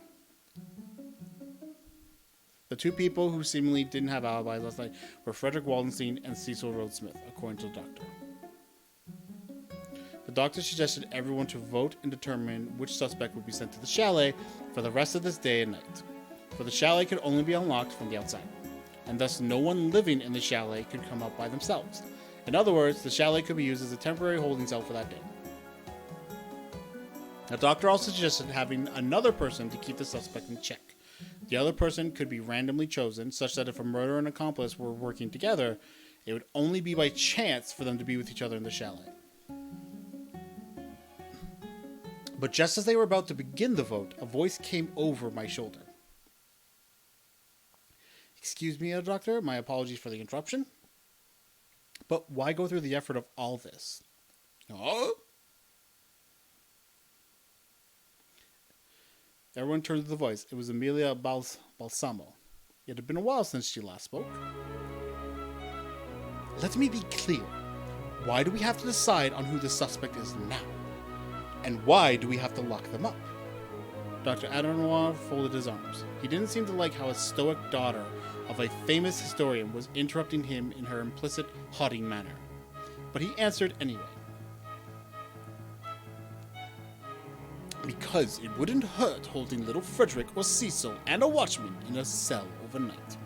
After all, if no murders happen over the coming night, then there would be a higher chance someone in the chalet was the murderer. If a murder was committed in the sanatorium when the suspects were in the chalet, then the suspects would be mostly freed of suspicion. But that still doesn't make sense. Why suspect Frederick or Cecil, but not yourself? After all, according to you, you were all by yourself in your office from 7 p.m. to 3 a.m. Also, according to you, Air Professor Kaufman should have departed sometime between 7 p.m. and 9 p.m., which, by that logic, means you also don't have an alibi, Doctor. Dr. Adenoir blinked and forced a smile again. Because that would be a waste of time. After all, I know that I am innocent. But did that answer everything, young lady? No, it didn't. Not at all. You did not explain how the murderer killed Professor Kaufman in a locked room. A locked room? Yes, Air Doctor. I'm sure you believe the murderer committed a crime in a room where it would be challenging for them to escape. Am I not right, Air Doctor? The doctor scratched his head. That's a good question. Yes, I do believe his autopsy was strange, but... Yes! Air Kaufman was supposed to definitely killed in what you call a locked room. Oh, and how did you figure that out, Air Doctor? Well, yes. You see, the only person to have the key to Air Professor's office was Air Kaufman himself. And I found the key to the rotunda in his pocket. Because the key was on Air Kaufman when he was murdered, the murderer killed him in a locked room. Now, did that answer everything you wish to know, young lady? My apologies, Air Doctor. Now you made me more curious. Since we know the only key to this room was on the body itself, you need to explain how anyone could get into the room. Or rather, how Frederick or Cecil get into the room. If no one could get in, then no one should be suspected right now. The doctor tried to force a smile. It was obvious he was trying to hold back his anger. I disagree. I see no reason to explain any of that. We can determine his magic tricks later once we, of course, capture the murderer himself. Our focus should be on deciding who to first suspect. Really, Herr Doctor? Well, in that case, I can't trust you. What? Please do not take my judgment personally. This is my only reasonable suspicion. After all, you were the person who said they found the key on the body. Well then, what if you were lying? What if instead you had knocked on Eric Kaufman's door, met with him, killed him, left the office with his key, and locked the door? The doctor rubbed his head and snapped back. If you truly believe in your nonsense, know that your vote would be a perfect waste of a perfectly good opportunity, because I am truly innocent. There should also be no harm in suspecting little Frederick or Cecil. The suspect is only staying in the chalet a short while. If a murder happened while the suspect was locked away, I can safely believe in the suspect's innocence. Is there any harm in using my idea, young lady? Amelia shook her head. Not at all, Herr Doctor. Then let's not waste my time and begin the vote. That is a good point. So that's the thing. No matter who it was, the key ending up on him is actually not a problem. Because the question is, I guess, actually no. Actually, wait. It depends on the kind of lock it is. If it's like a bolt lock, that's one thing, because that has to be locked from the inside. But if it's like part of the door handle, it's quite possible that like the person could open the door, prop it open, set the lock, put the key in the pocket, walk through, close the door behind them. And thus, everybody started writing down their own name and their own vote on the same slip of paper. But I was still not sure who to vote for. The doctor suggested two options: Frederick Waldenstein and Cecil Rhodes Smith. For the past couple days, I became acquainted with both, and to be perfectly honest, I just could not picture either of them committing murder. Frederick was obvious. He had the heart and brain of a 6-year-old. The capacity for him to ever kill with intention should have been improbable, if not impossible. In addition, Amelia said the murder was in a locked room. Could someone like Frederick ever murder someone, let alone in a clever way? But wait, there was the fact that Frederick was great with puzzles and games. Despite his large build, Joseph told me he was well known as a hide-and-seek champion.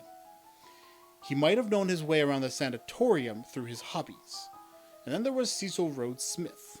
Sure, he was a communist, but very rarely did he show any hatred towards the I don't even know how to say that word either, even though I know it's supposed to. I kind of know the word, but I don't know how to say it. Patients here, especially Professor Leon Kaufman, to whom he had become one of the philosopher's favorite students, and Princess Anastasia Konstantina, to whom he bonded, not just through their discussion of the professor's lectures, but also through their taste in Lord Byron's and Alexander Pushkin's poems. There was no way a revolutionary would commit murder, at least not like this. Crap, were these the two best suspects so far? Amelia was right. We were electing suspects for no reason other than their alibis.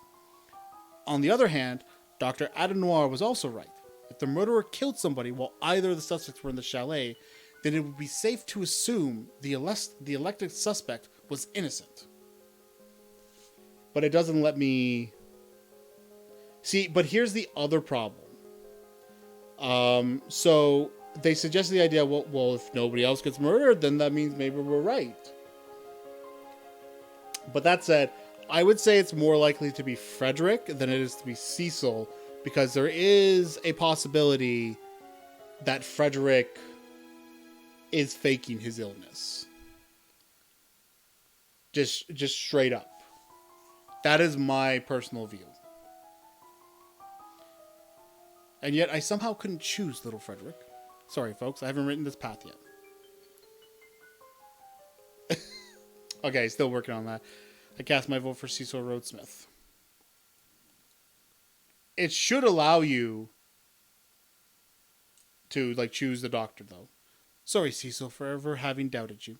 If you weren't the culprit, hopefully you could forgive me. This had nothing to do with you as a person.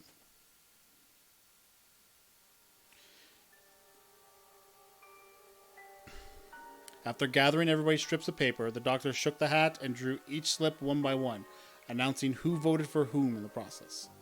Cecil voted for Frederick. Frederick voted for Cecil. Dr. Adenoir voted for Frederick. Sister Justine voted for Cecil. Sister Juliet Really? Joseph voted for Cecil. Princess Anastasia Constantine voted for Frederick. Celine voted for Cecil. Amelia voted for the doctor. That should have been an option. And finally, my vote, Jean Augustine, voted for Cecil. Augustine, why? The result was 1 vote for Dr. Adenoir, 4 votes for Frederick Waldenstein, and 5 votes for Cecil Rhodesmith. It was a close tie between Cecil and Frederick until my vote was read out loud. The votes were finalized. The patrons and staff elected Cecil Rhodesmith to stay the rest of the day and night in the chalet. Cecil Rhodesmith, do you mind if you stay in the chalet? Even if I do mind, I know you wouldn't lock me anywhere. Even if I do mind, I know you wouldn't lock me anywhere else. Now, who would be the lookout? Who would stay in the chalet with Cecil? After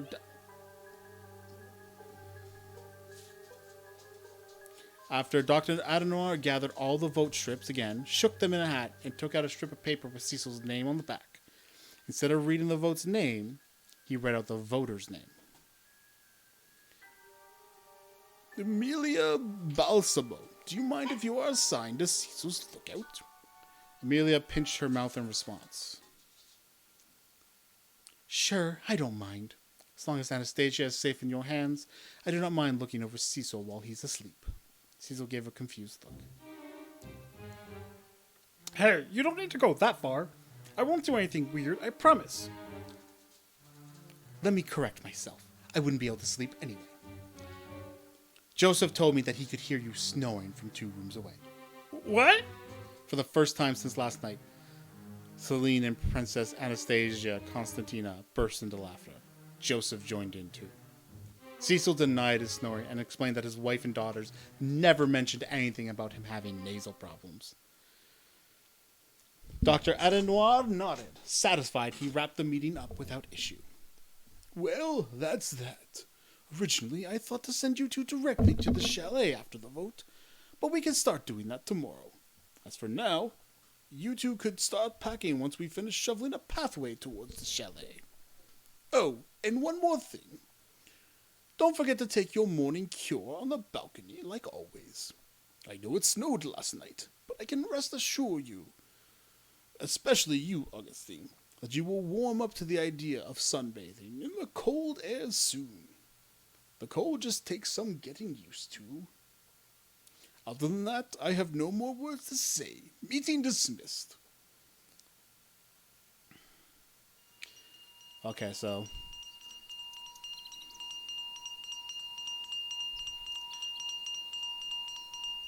I couldn't rest well. It wasn't just because of the recent murder, but also because of the chills from the air. Here I was, laying under blankets, each layer wrapping tightly around me in my lounge chair, and I still couldn't adjust to the below freezing weather. And yet, I turned to my left and saw Emilio Balsamo waking up from her usual nap, this time with a Chinese history book tucked in her arms. Come on, I had 3 days to get acclimated to the cold weather. How was I still freezing? Meanwhile, Amelia only dozed off a couple of times as she tried to read. I still couldn't shake off my hypothesis that sanatoriums were situated on the Alps, not to increase us consumptives' recovery speed, but to increase us horizontals' death rate. Either way, sanatoriums make money. Oh my god, what do you want, you? Okay, I'll be right back again. I'm going to try him one more time. I think there's something sticking out of his butt. So, one moment once again. I just don't want poop in my house, you know? Right? I just don't.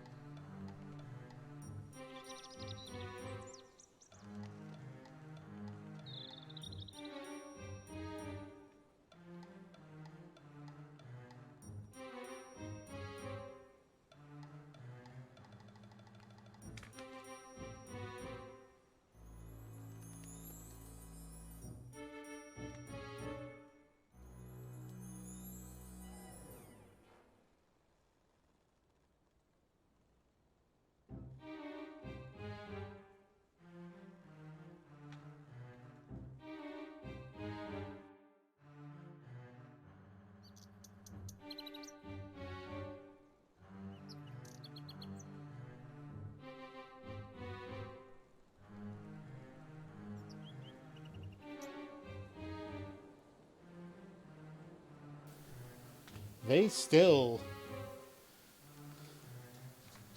still do not have not really used the washroom. Although they also had a bit to drink, so maybe that will help. Anyway, perhaps it was because I grew up around the Mediterranean. But even so, I also grew up around a de jure Mount. Okay, you know what? I need to know how. I want to know how you say that. Sure.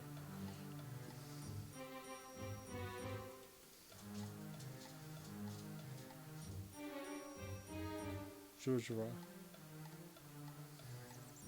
Okay, so I'm gonna actually put that in. Let's put that in translate.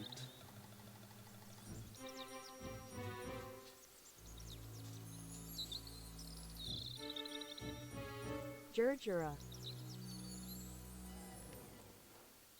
Jurjura. Jujura. Where my grandparents' families live, where snow falls just as much as the Alps.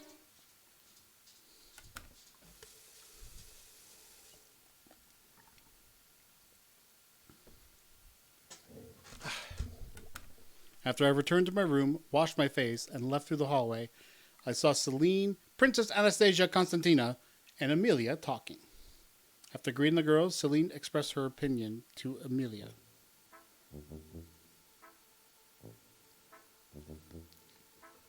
You shouldn't have let Dr. Adenoir talk to you like that. He really is a bastard.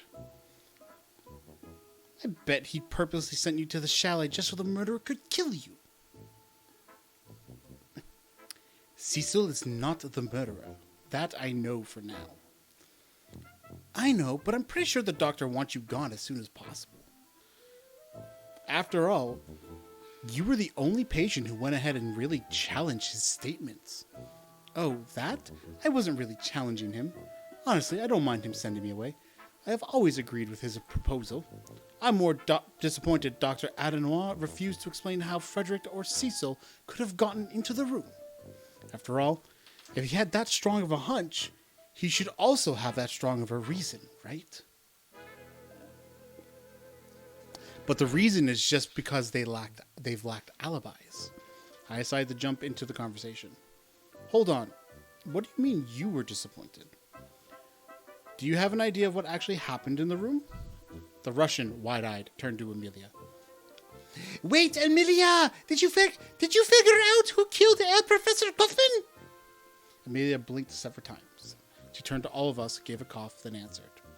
Let's all move to the music salon, Anastasia and Celine. I'm sure that would be a good place to brainstorm and discuss.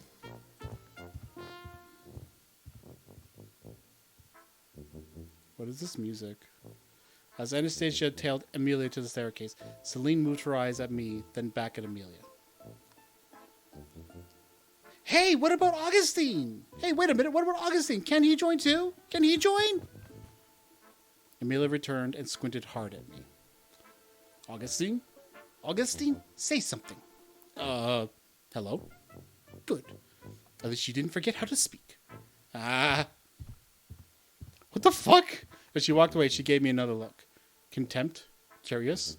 I couldn't tell what she was thinking. Then she sighed. Okay, Augustine, come join us in the music salon. You can express your little idea there. Oh, I hope I just realized I missed Asriger going. So sorry to see you leave, Asriger. Hopefully I'll see you another time. We all moved to the music salon on the ground floor. This was where we partied last night while the murderer attacked the professor. We all got down to business. Amelia first requested Celine's notes. What notes? Don't play dumb with me.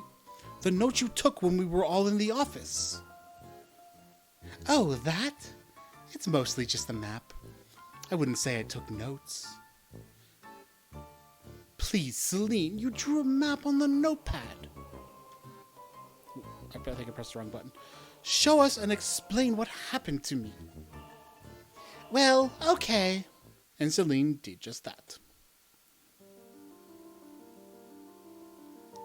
According to Celine, Professor Leon Coughlin's body was found in the 4th floor rotunda with a knife in his back. He had been dead since the previous night. Dr. Adenoir believed he died sometime between 7 p.m. and 9 p.m. Everybody in the sanatorium, every patient and staff rushed up to see the remains of the body. There was a water spill on the windowsill behind the body, as well as the shattered remains of a teacup on the ground around the body. The windows were closed, but not locked. However, they could only be opened from the inside. Wait, Celine, if the windows were not locked, how did you know they could only be opened from the inside?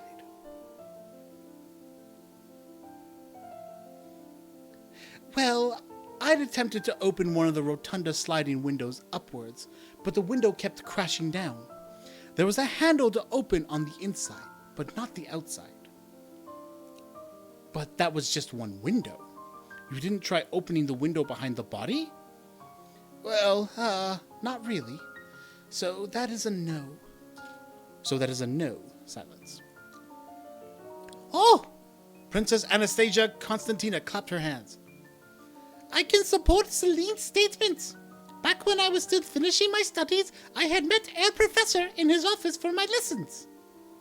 Sometimes when I complained about the stuffiness in the air, he used a pole to prop the window behind him up. I think it is safe to assume all the rotunda windows slide the same way. You can ask Cecil. I'm sure he would say the same thing. Well, good to know I wasn't the only person who arrived at that conclusion. I wasn't sure how Celine arrived at that. That's why I asked. In fact, Amelia turned to Celine. I didn't expect a yellow journalist to ever be this honest, let alone arrive at an accurate conclusion. But forget what I said. Please continue. Sure. Now, where was I? Oh, yeah, here it is. Celine continued her explanation. The westward rotunda windows were facing the steep roof. The roof was skewed towards the windows and was covered in several inches of newly fallen, untouched snow. The previous day, however, the roof was covered completely in ice under a thin layer of snow until the heavy snowstorm started at 8:30 p.m. Meanwhile, the only key to this rotunda room was in the dead man's pocket. That is as much as I could explain. Now it's your turn, Amelia. The explanation we've all been waiting for. Do you know who killed Herr Professor? Amelia blinked in response. What do you mean?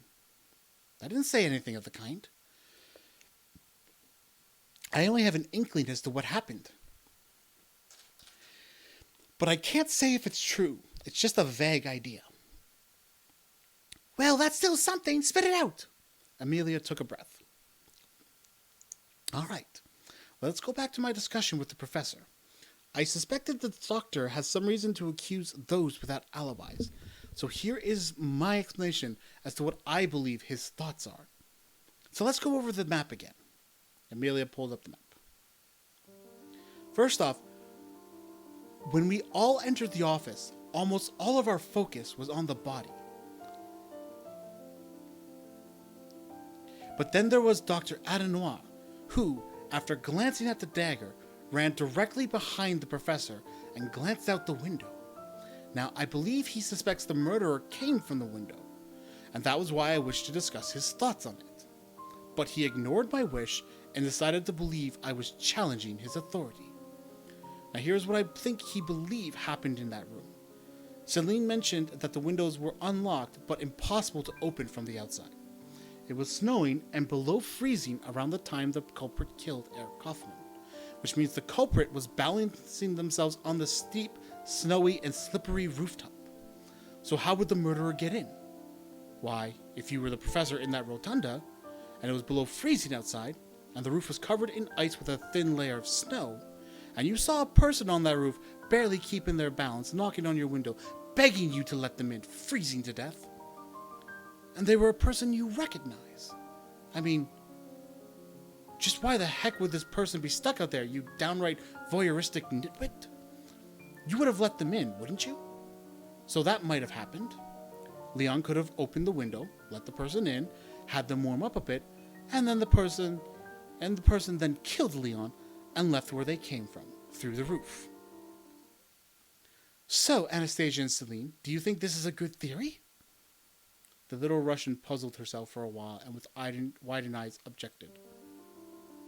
But that's impossible! There were no prints on the snow-covered roof! The snowstorm began at 8:30. The murderer killed him before that time. But even then, the roof was covered in ice! If the murderer killed Leon before the heavy snowstorm, there would have been no safe way to get on top or even off the then ice-covered roof.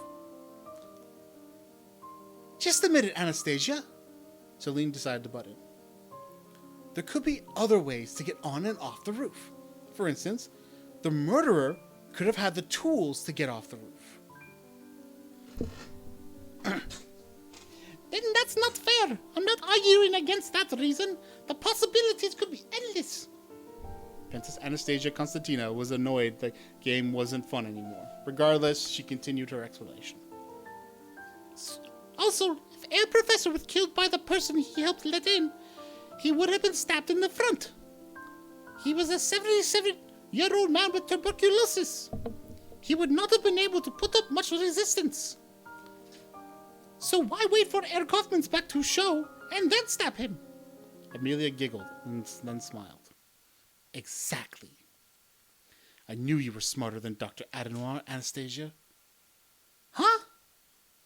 I only told you what I believed the doctor's suspicions were. Your suspicions are my suspicions as well. I only hoped the doctor could have explained his position so that I could use my rebuttal, but he didn't. Oh, wait. I'm the wrong voice. Anyway, that is why I'm annoyed towards the doctor. It was not because he decided to send me to the chalet. The noblewoman smiled, then paused, then voiced her concern. But Amelia, are you sure you will be safe in the chalet?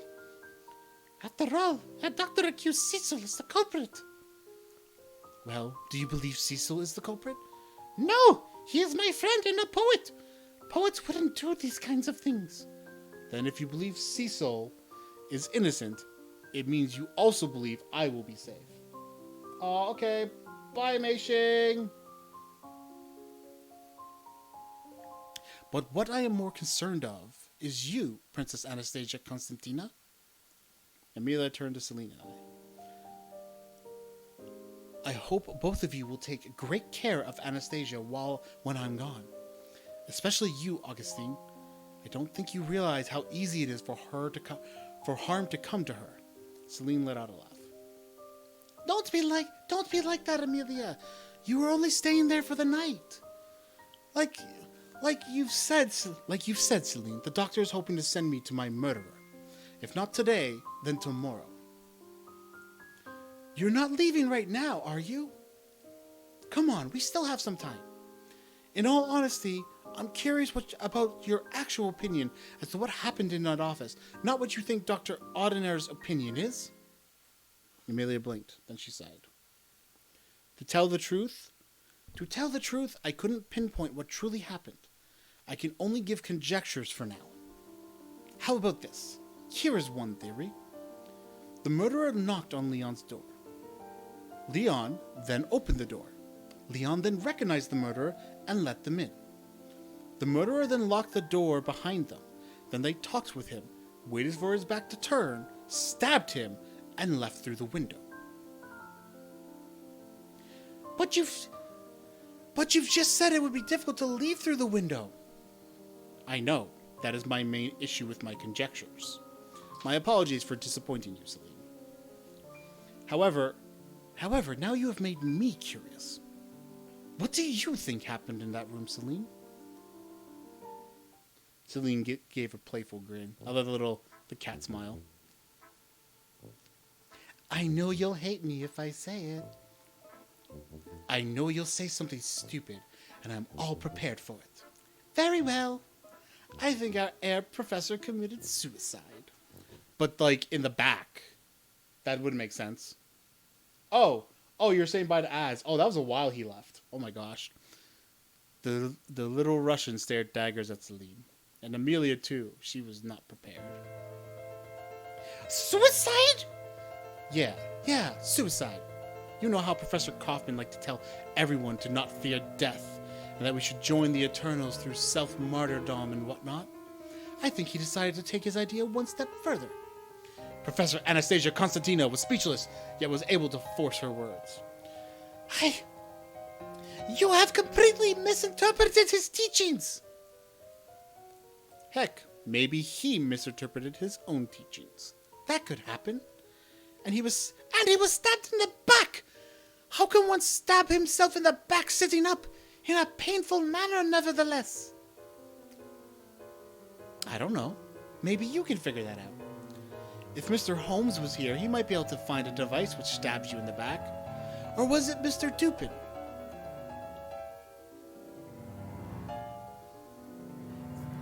Fine, go misinterpret our professor's words. But I have been a student of him for a long while, and I am sure he would not have ever considered suicide. Herr Kaufman was celebrating with us yesterday. Trying to do her like angry and yelling so hard. And even if he did, if he decided to leave us for good, I couldn't imagine him departing without saying goodbye to us. Ooh, that one's getting me now. It would have been heartbreaking. There was silence. I believe Celine took things a little too far this time. Amelia stared at her in a hostile manner. Celine stared out the door of the music salon and caught Cecil listening in. Cecil, come over here. Who, me? Yeah, you. I want to ask you something. Do you think your mentor was the kind of person to commit suicide? Cecil Rhodesmith paused to think his response. I think there might have been a very small chance, but I wouldn't be surprised.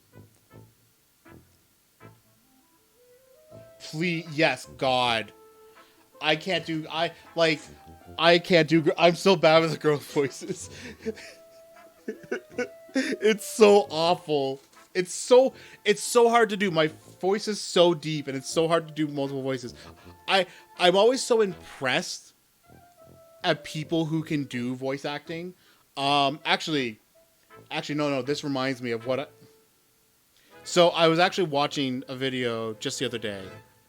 We're going to put the game on hold for a sec. I was actually watching a video the other day. It was, have you ever seen Dragon Ball Z Abridged? It's Dragon Ball Z, but like it's a group of people who decided they're going to make a abridged version of it, which is to cut out a lot of the filler and kind of put like a comedic spin on it, right? And there are three main guys behind it. One is his name is Lanny Pator. Another one is Kaiser Neko, and the third one is Takahata 101. Of these three, they formed a team called Team 4-Star, and they actually now do like a lot of professional work under that name. Now Lanny and Kaiser have an office in Texas for what they do. And while Taka works with them, Taka is in Canada.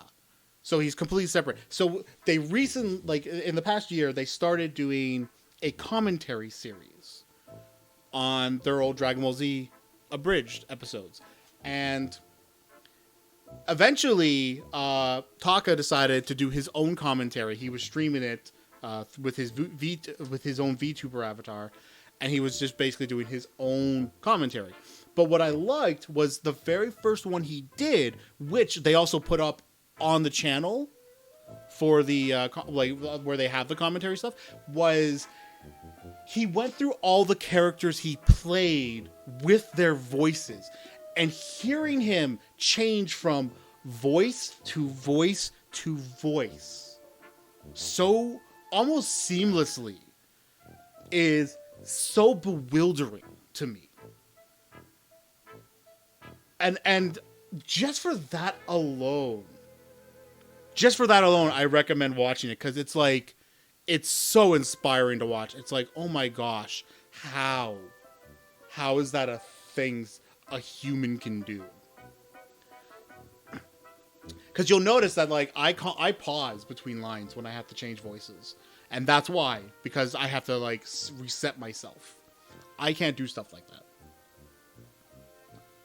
But these guys absolutely can. They're all good at it.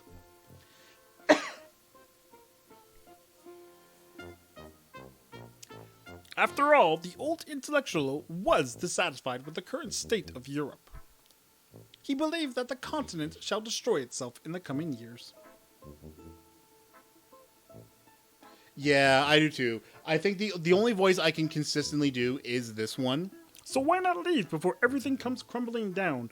But I also know that if I do it for too long, I can only do it for a short period of time because it's all about, like, kind of jamming up my throat a bit to do it. And if I do it for too long, it starts to get really bad in there. So I can only do a couple of lines at a time. But if I keep going like this, as I'm currently doing, it starts to really drag in there, and it gets much harder to do. As you can like hear that process, or maybe you could. It's very hard. I would love to be able to learn how to do voice acting. I actually feel like that'd be fun. I have no idea how to do it, but I would love to. But at the same time, I don't know. He just wasn't the kind of person to leave without properly saying goodbye. Just then, Princess Anastasia Konstantina's eyes lit up. I'm always going to say that very fast like that.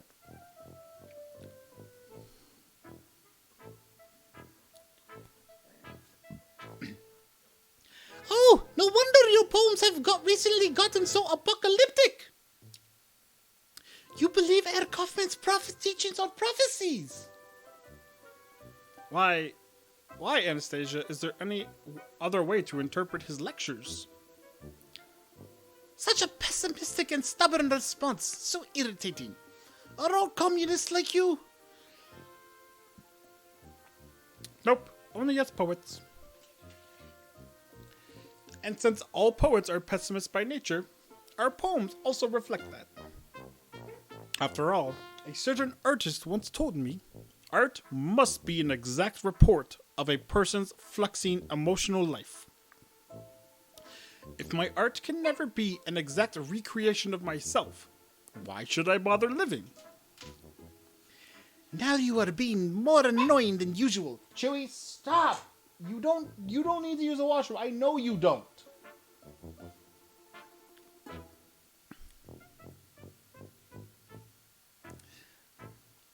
That was a quote from you, by the way. You told me during yesterday's party. Eh? No way. Princess Anastasia Konstantina let her head droop in response. In all fairness, I think you have gotten that from Herr Kaufmann himself. Now that I think about it, I don't think he killed himself. But I do think his teachings have always been about suicide. Cecil then saw Joseph pass by. Oh, Joseph is American. In fact, why not ask the American lad, Joseph? Hey, Yankee! Do you think our beloved El Professor would ever just abandon us like that? Joseph thought his response for a while. Well, since the professor loved both you and Princess Anastasia Konstantina, I don't think he would intentionally leave the world without a farewell or gift of some kind. No, wait! Maybe the knife was the gift, and he accidentally stabbed himself somehow. Ha ha ha! Ah, that was a good one! Sister Juliet peered in and without anyone asking gave her thoughts. Sorry for my intrusion, but I was curious about your conversation. I don't think it was suicide, however. Sister Juliet turned to Amelia. I don't think it was a locked room either. If I were to plan a murder, I would have made all my tools ready. Or at least would have packed a lockpick. Celine pouted. Come on, Sister Juliet, you're no fun. But Sister Juliet wasn't laughing. Murder is never fun. If the murderer is serious about killing, he would go through the trouble of packing lockpicks. Just then, Frederick stepped into the room.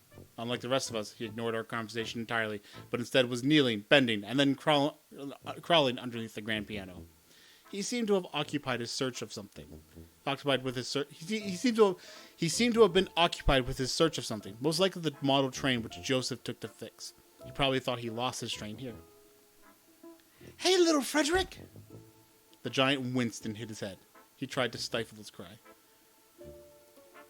What do you think about Herr Leon Kaufmann? Did he kill himself, or did somebody kill him? Oh my god. Frederick Waldenstein crawled out from underneath the piano. He rubbed the bruise on his head. My mama used to tell me not to say that word. She told me I should say that something horrible has happened. Okay then, what do you think caused that horrible thing? Frederick took a long pause to carefully collect his words. I think that horrible things happen to horrible people, and that horrible people are unhappy people who come from unhappy families, and that each unhappy family is unhappy in its own way. Oh my god! That line. I don't know why that line's so... Hang on, I gotta do this again. I gotta read this again because everything about this line entertains me.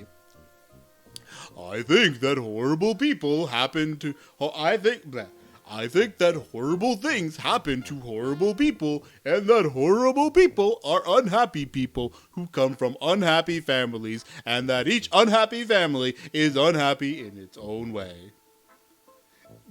I don't know why that's such a great line.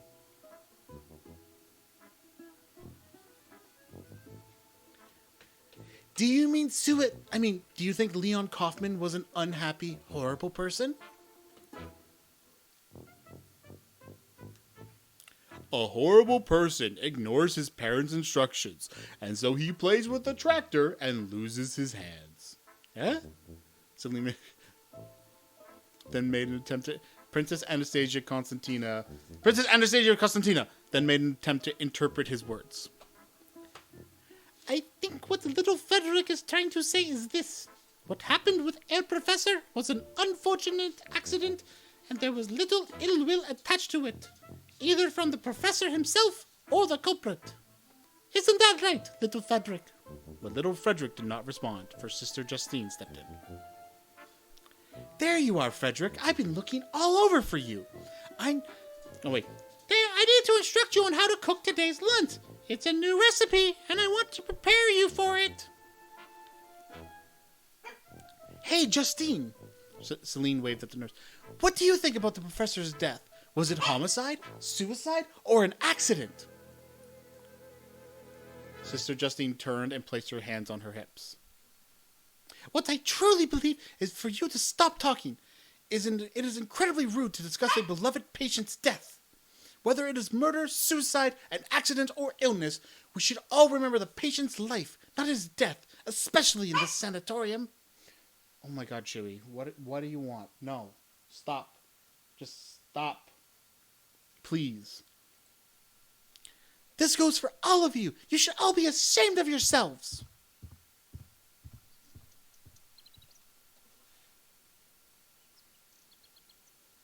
Sister Justine, along with Frederick, left the room. An uneasy silence gathered amongst the remaining crowd. I think I should get going. I haven't exercised in a while.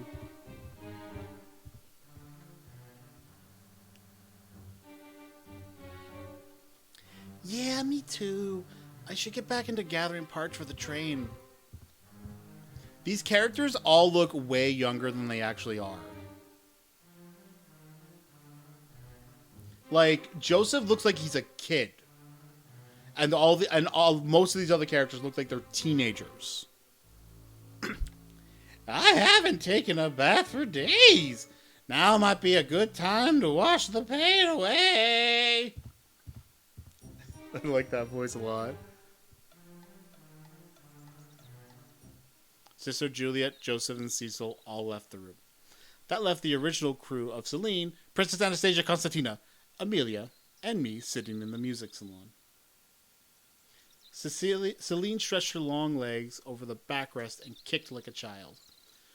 The mahogany rococo sofa she was on creaked to her rhythm. I'm so bored! Relax, Celine. It does not let you choose. I actually tried to choose Frederick, and it actually has a note saying that the Frederick path has not been written yet. Relax, Celine. It has only been 5 minutes. Celine was testing Amelia's and Princess Anastasia Constantina's patience. Amelia went back to reading her history book written in Mandarin Chinese. So the two options you get for the first suspect are Cecil or Frederick. If you choose Frederick, however, you get it actually pops up with a note from the developer that says, "Sorry, this path hasn't been made yet," and it forces you to pick Cecil.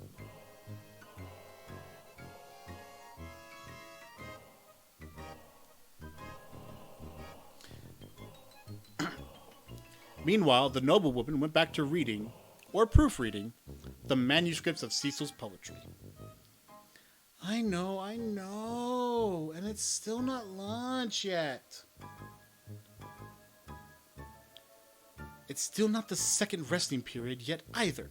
I was walking around the salon, glancing at the fine china and silverware in the cabinets. Celine was beginning to get on my nerves as well. I had to tell her to shut up without actually telling her to shut up. I turned to Celine. Aren't you a married woman, Celine? Just then, all three girls turned their head to me. Celine did a somersault off the sofa.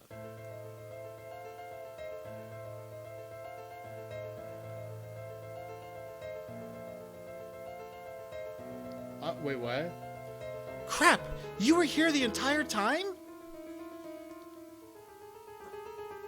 I'm disgusted, Augustine.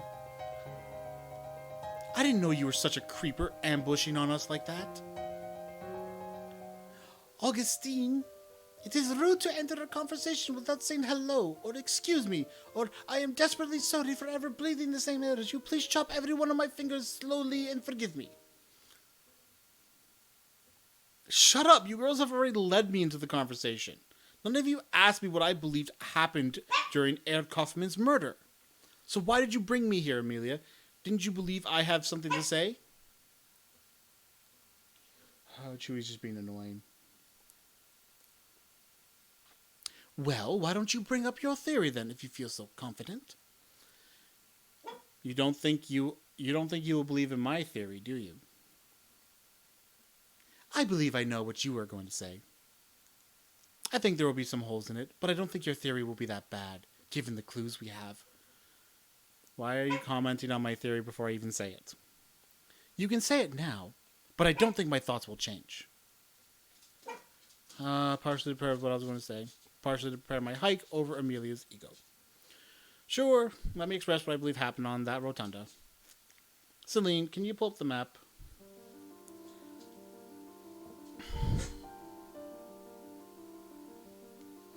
So as you all know, there was a water spill on the windowsill behind the desk. Oh my god, Chewy. I've taken you out twice now. You clearly just want attention. In my opinion, I believe this water came from the snow. Why? Because the window was propped open by Herr Kaufmann's pole when it was snowing. Yeah. But why was it open, Augustine? You've got me there, Amelia. I don't know. But let me finish my thought. Let us assume the window was open. The professor propped the window open with the pole in the room. Meanwhile, the murderer was on the rooftop. They saw his back in the open and took their chance. I swung the butter knife I borrowed from the china cabinet. That was how Professor Kaufmann was murdered. The murderer then pushed the pole into the room, which closed the window. Now, how does this theory sound? What do you think?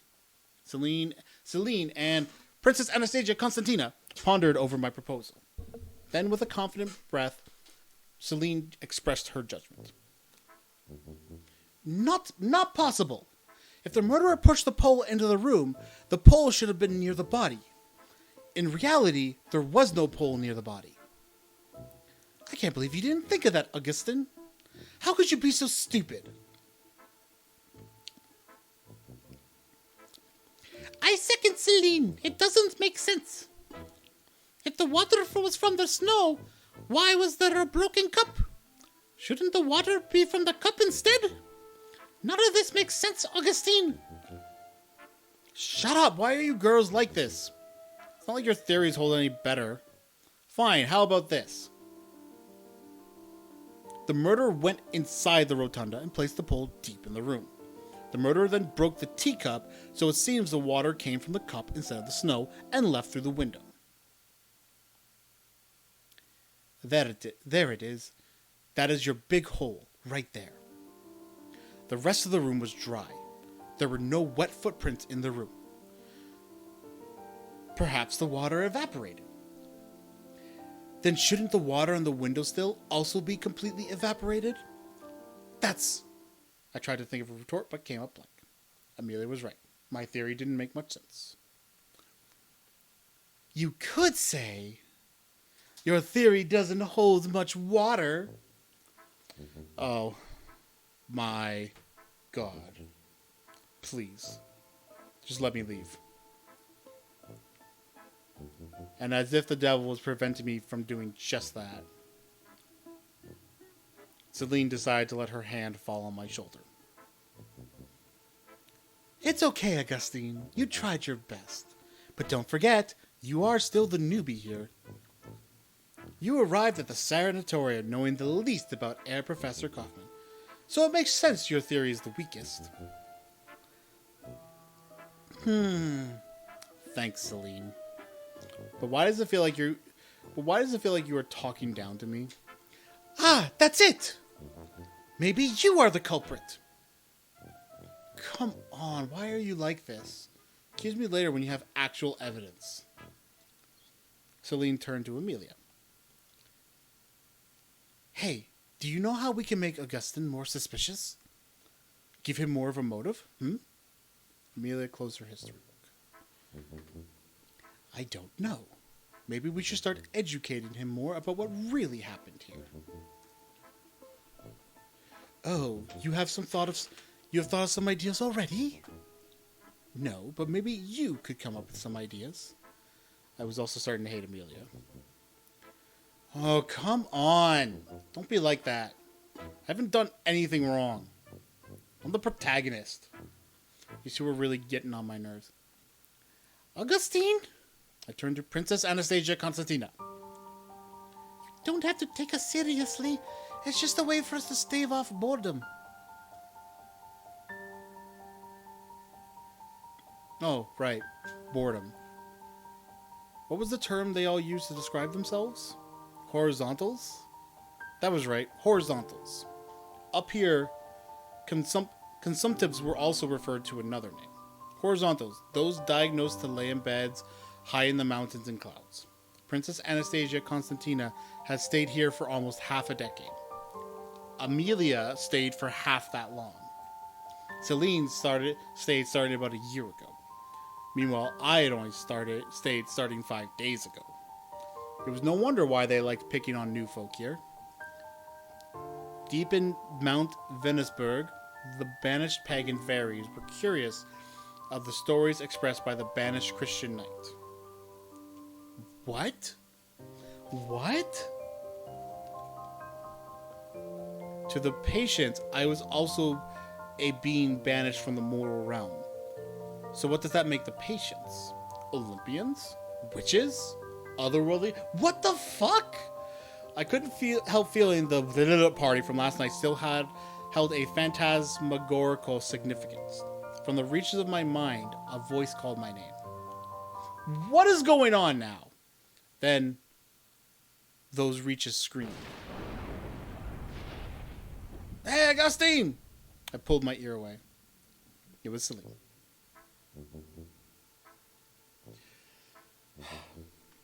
Come over here, pick a card.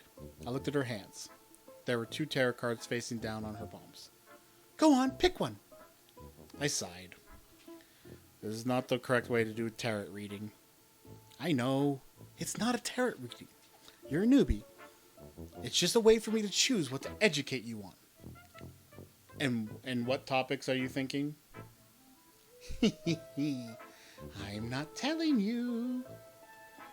I turned to Amelia. Don't look at me. I have no idea what she's going to do. All right. Okay.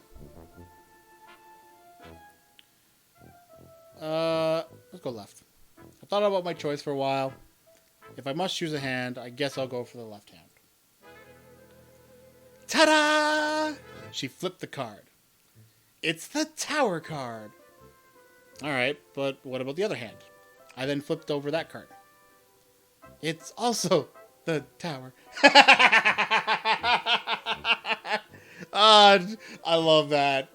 Fake choice. What's the purpose of letting me choose between the same cards? You think so? Look again. I looked at both the cards. On one card, 2 people were falling to their doom from the lightning-struck tower. To me, it seemed like they both were escaping to the tower. But on the other card, it's mirrored. Instead of coming from the right, the other tarot card's lightning bolt came from the left. The 2 people were replaced with each other as well. Even the numbers differed from each other. Instead of 16, it's what... Wait.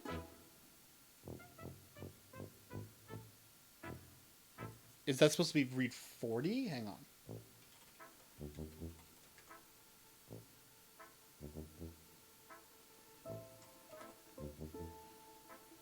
Okay, that is 16. Let me make sure I'm understanding this number correctly. Oh, it is. Wait, it's 4010. Wow. The only part of the card which didn't differ was the title on the bottom. They both named themselves the Tower. Where? How? Okay, what's the meaning of this? What are you trying to do? Can you explain what this all means? Celine gave a smile which betrayed her confidence.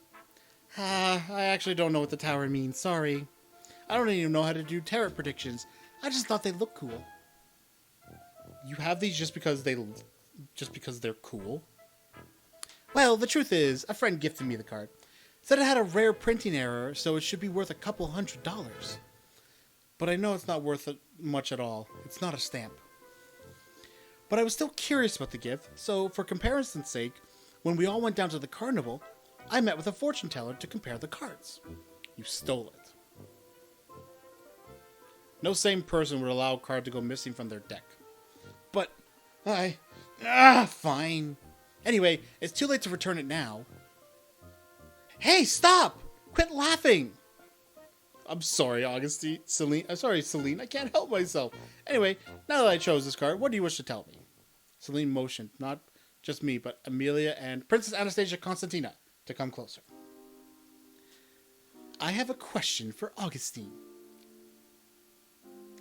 Do you think Air Professor's death could escalate to a serial murder? Oh, come on. Sister Justine just asked us to respect him. Oh, no. This isn't about the professor.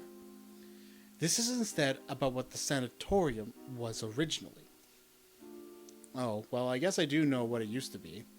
But tell me, what do you think it was back then? Well, do you think it is weird that we are sitting in a century-and-a-half-old chateau-styled room situated in the middle of a modern sanatorium? Honestly, not really. I know why this place was named the Maldeberg Chateau Sanatorium. When I first arrived, Dr. Adenoir told me how the sanatorium utilized the remains of an abandoned French chateau, which belonged to a marquis and émigré of the French Revolution. Celine gave me a dazed look. Oh, so he told you that story. Celine cleared her throat.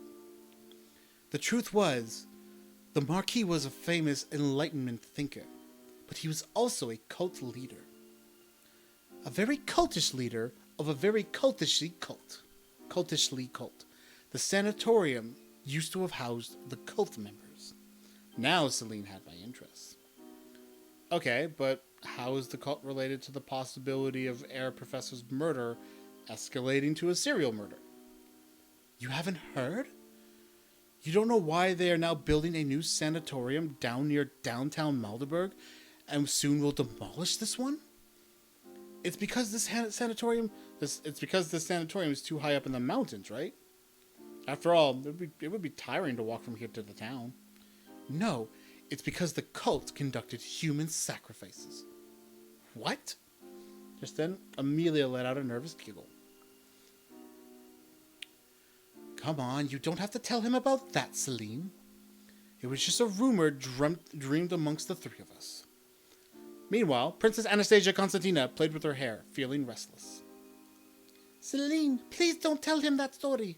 I'm scared the events might happen again. But I couldn't contain my curiosity.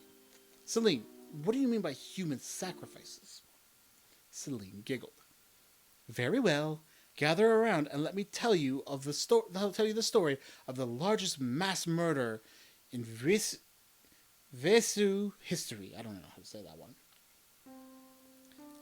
As Celine had already implied, the cult was founded by a French Enlightenment thinker in the late 18th century.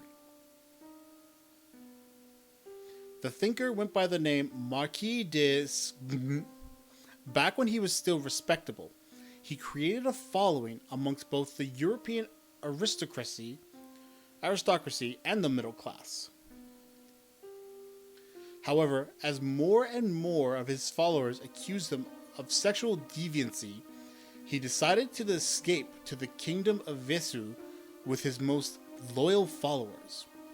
He befriended the Vesu king during that time and convinced the king to grant him some land in the Alps. This land allowed the Marquis to realize his utopian project, which he titled The Cult of the Pomegranate. More time passed, and the member numbers grew. Some members started giving birth under this so-called utopia, and nobles seeking refuge from the French Revolution started joining as well. But then, Napoleon Bonaparte came to power in France. Once Marquis de heard that Napoleon was encroaching upon Vesu's neighbors, he closed his society from the world. From then, the records were silent until Napoleon invaded the kingdom. Legend states that Napoleon's army discovered the cult's camp, and what they found made every soldier question his sanity and his belief in God. Before the army marched in, all the adult cult members, except the Marquis, committed suicide by jumping off a waterfall. The soldiers likened the base of the waterfall to a creamy tomato bisque. Oh, God. That is, if one could ignore the amalgamation of limbs and meat, which drowned in the broth. And yet, 2 miles southwest of the chateau, they found a more horrifying discovery. They found the Children's Manor, which held all the believers' children, both dying and alive. Records state that Marquis designed the manor in such a way that it allowed him to inflict the maximum agony on its children's inhabitants. Napoleon personally ordered the army to torch the manor, so that no architect could ever design anything so horrific again. As for the Marquis himself, nobody knew where he escaped to. He was rumored to have grown a beard, burned his wig, changed his name, tanned his skin, spoke with a lisp, and lived the rest of his days in Sicily. There was silence. Judging from the girls, it seemed they believed in the story. Then Celine stated her comments. So, here's my opinion. I believe the suicides were ritual sacrifices. I believe they committed suicide because the members were afraid Napoleon would dismantle their religion. Why did they also not... If they committed suicide because the members were afraid Napoleon would dismantle their religion, why did they not take care of their children? I read somewhere that one of the cult's goals was to receive eternal life, which one could achieve by slitting his throat when he turns 27. Hence, the children were left alive, and the parents killed themselves. Amelia then objected. Augustine, don't believe what Celine had just said. Of course, ritual sacrifice is common in pagan societies, but the sacrifice also serves a purpose beyond just ritual. For instance, if, in a village of 20 residents, the village decides to sacrifice a virgin maiden to encourage good harvest and prevent famine, well, that is one less mouth to feed. In fact, I could argue that the laws of Western civilization stem from the main interest behind ritual sacrifice as well. Although the Bible forbids the direct religious sacrifice of people, the Hebrews still stone those who disobey a commandment. If, in a village of 20 residents, one resident who is starving steals food from another resident, the village can then stone the thief, thus balancing the population and food supply by having one less mouth to feed. If the village discovers that a resident has killed his neighbor, now there are 2 less mouths to feed. But not all sacrifices are conducted in cold blood. For a good portion are conducted on loved ones. Executioners would thus try to give their beloveds painless deaths. The Japanese, for instance, practice ubasute, a kind of ritual sacrifice where those who are fit carry on their backs their sickest relatives to the snowy mountaintops. Snowy so they could die quickly and peacefully. Mountaintops so they could reach the heavens. Which is why I believe the cult of the pomegranate deaths were suicides and not ritual sacrifices. Pagans conduct ritual sacrifices to benefit, not destroy their society. Then it was Princess Anastasia Constantina's turn to object.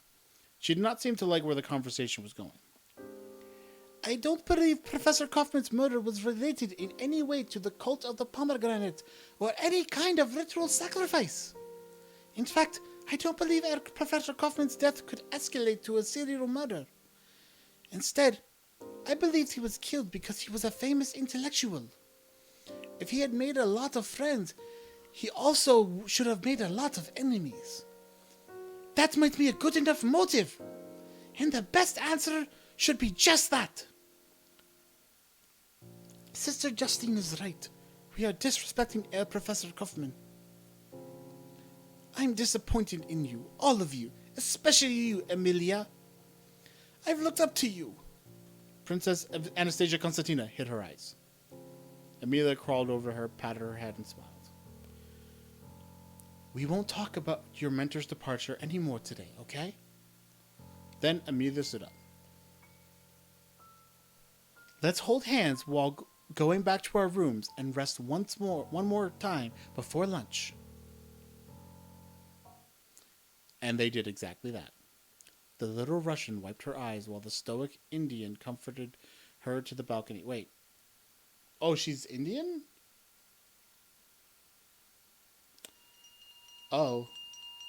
That's funny. I wouldn't have known. I would not have known. My rest was getting better, but still wasn't as good as I needed. A while ago, Emilia lectured me on how I laid the blankets on myself all wrong. I know you are still a novice, but please, you need to start swallowing your pride and start asking others for help.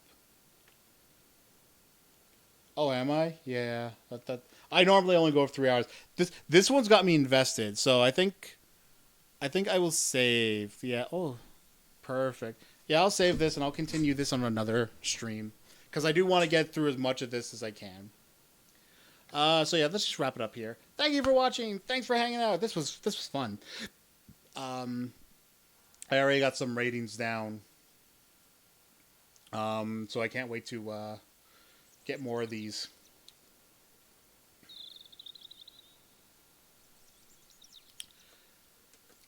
I had thought of that. Now I wish I had just been streaming directly to YouTube, because I do have the ability to stream to both at the same time. I just did not do that. I'm dumb. All right. Well, we're going to end here then. Thanks for coming by, guys. I'll probably do more of this tomorrow. But for now, have a good night or day. Yeah, I'll discuss that with you afterwards.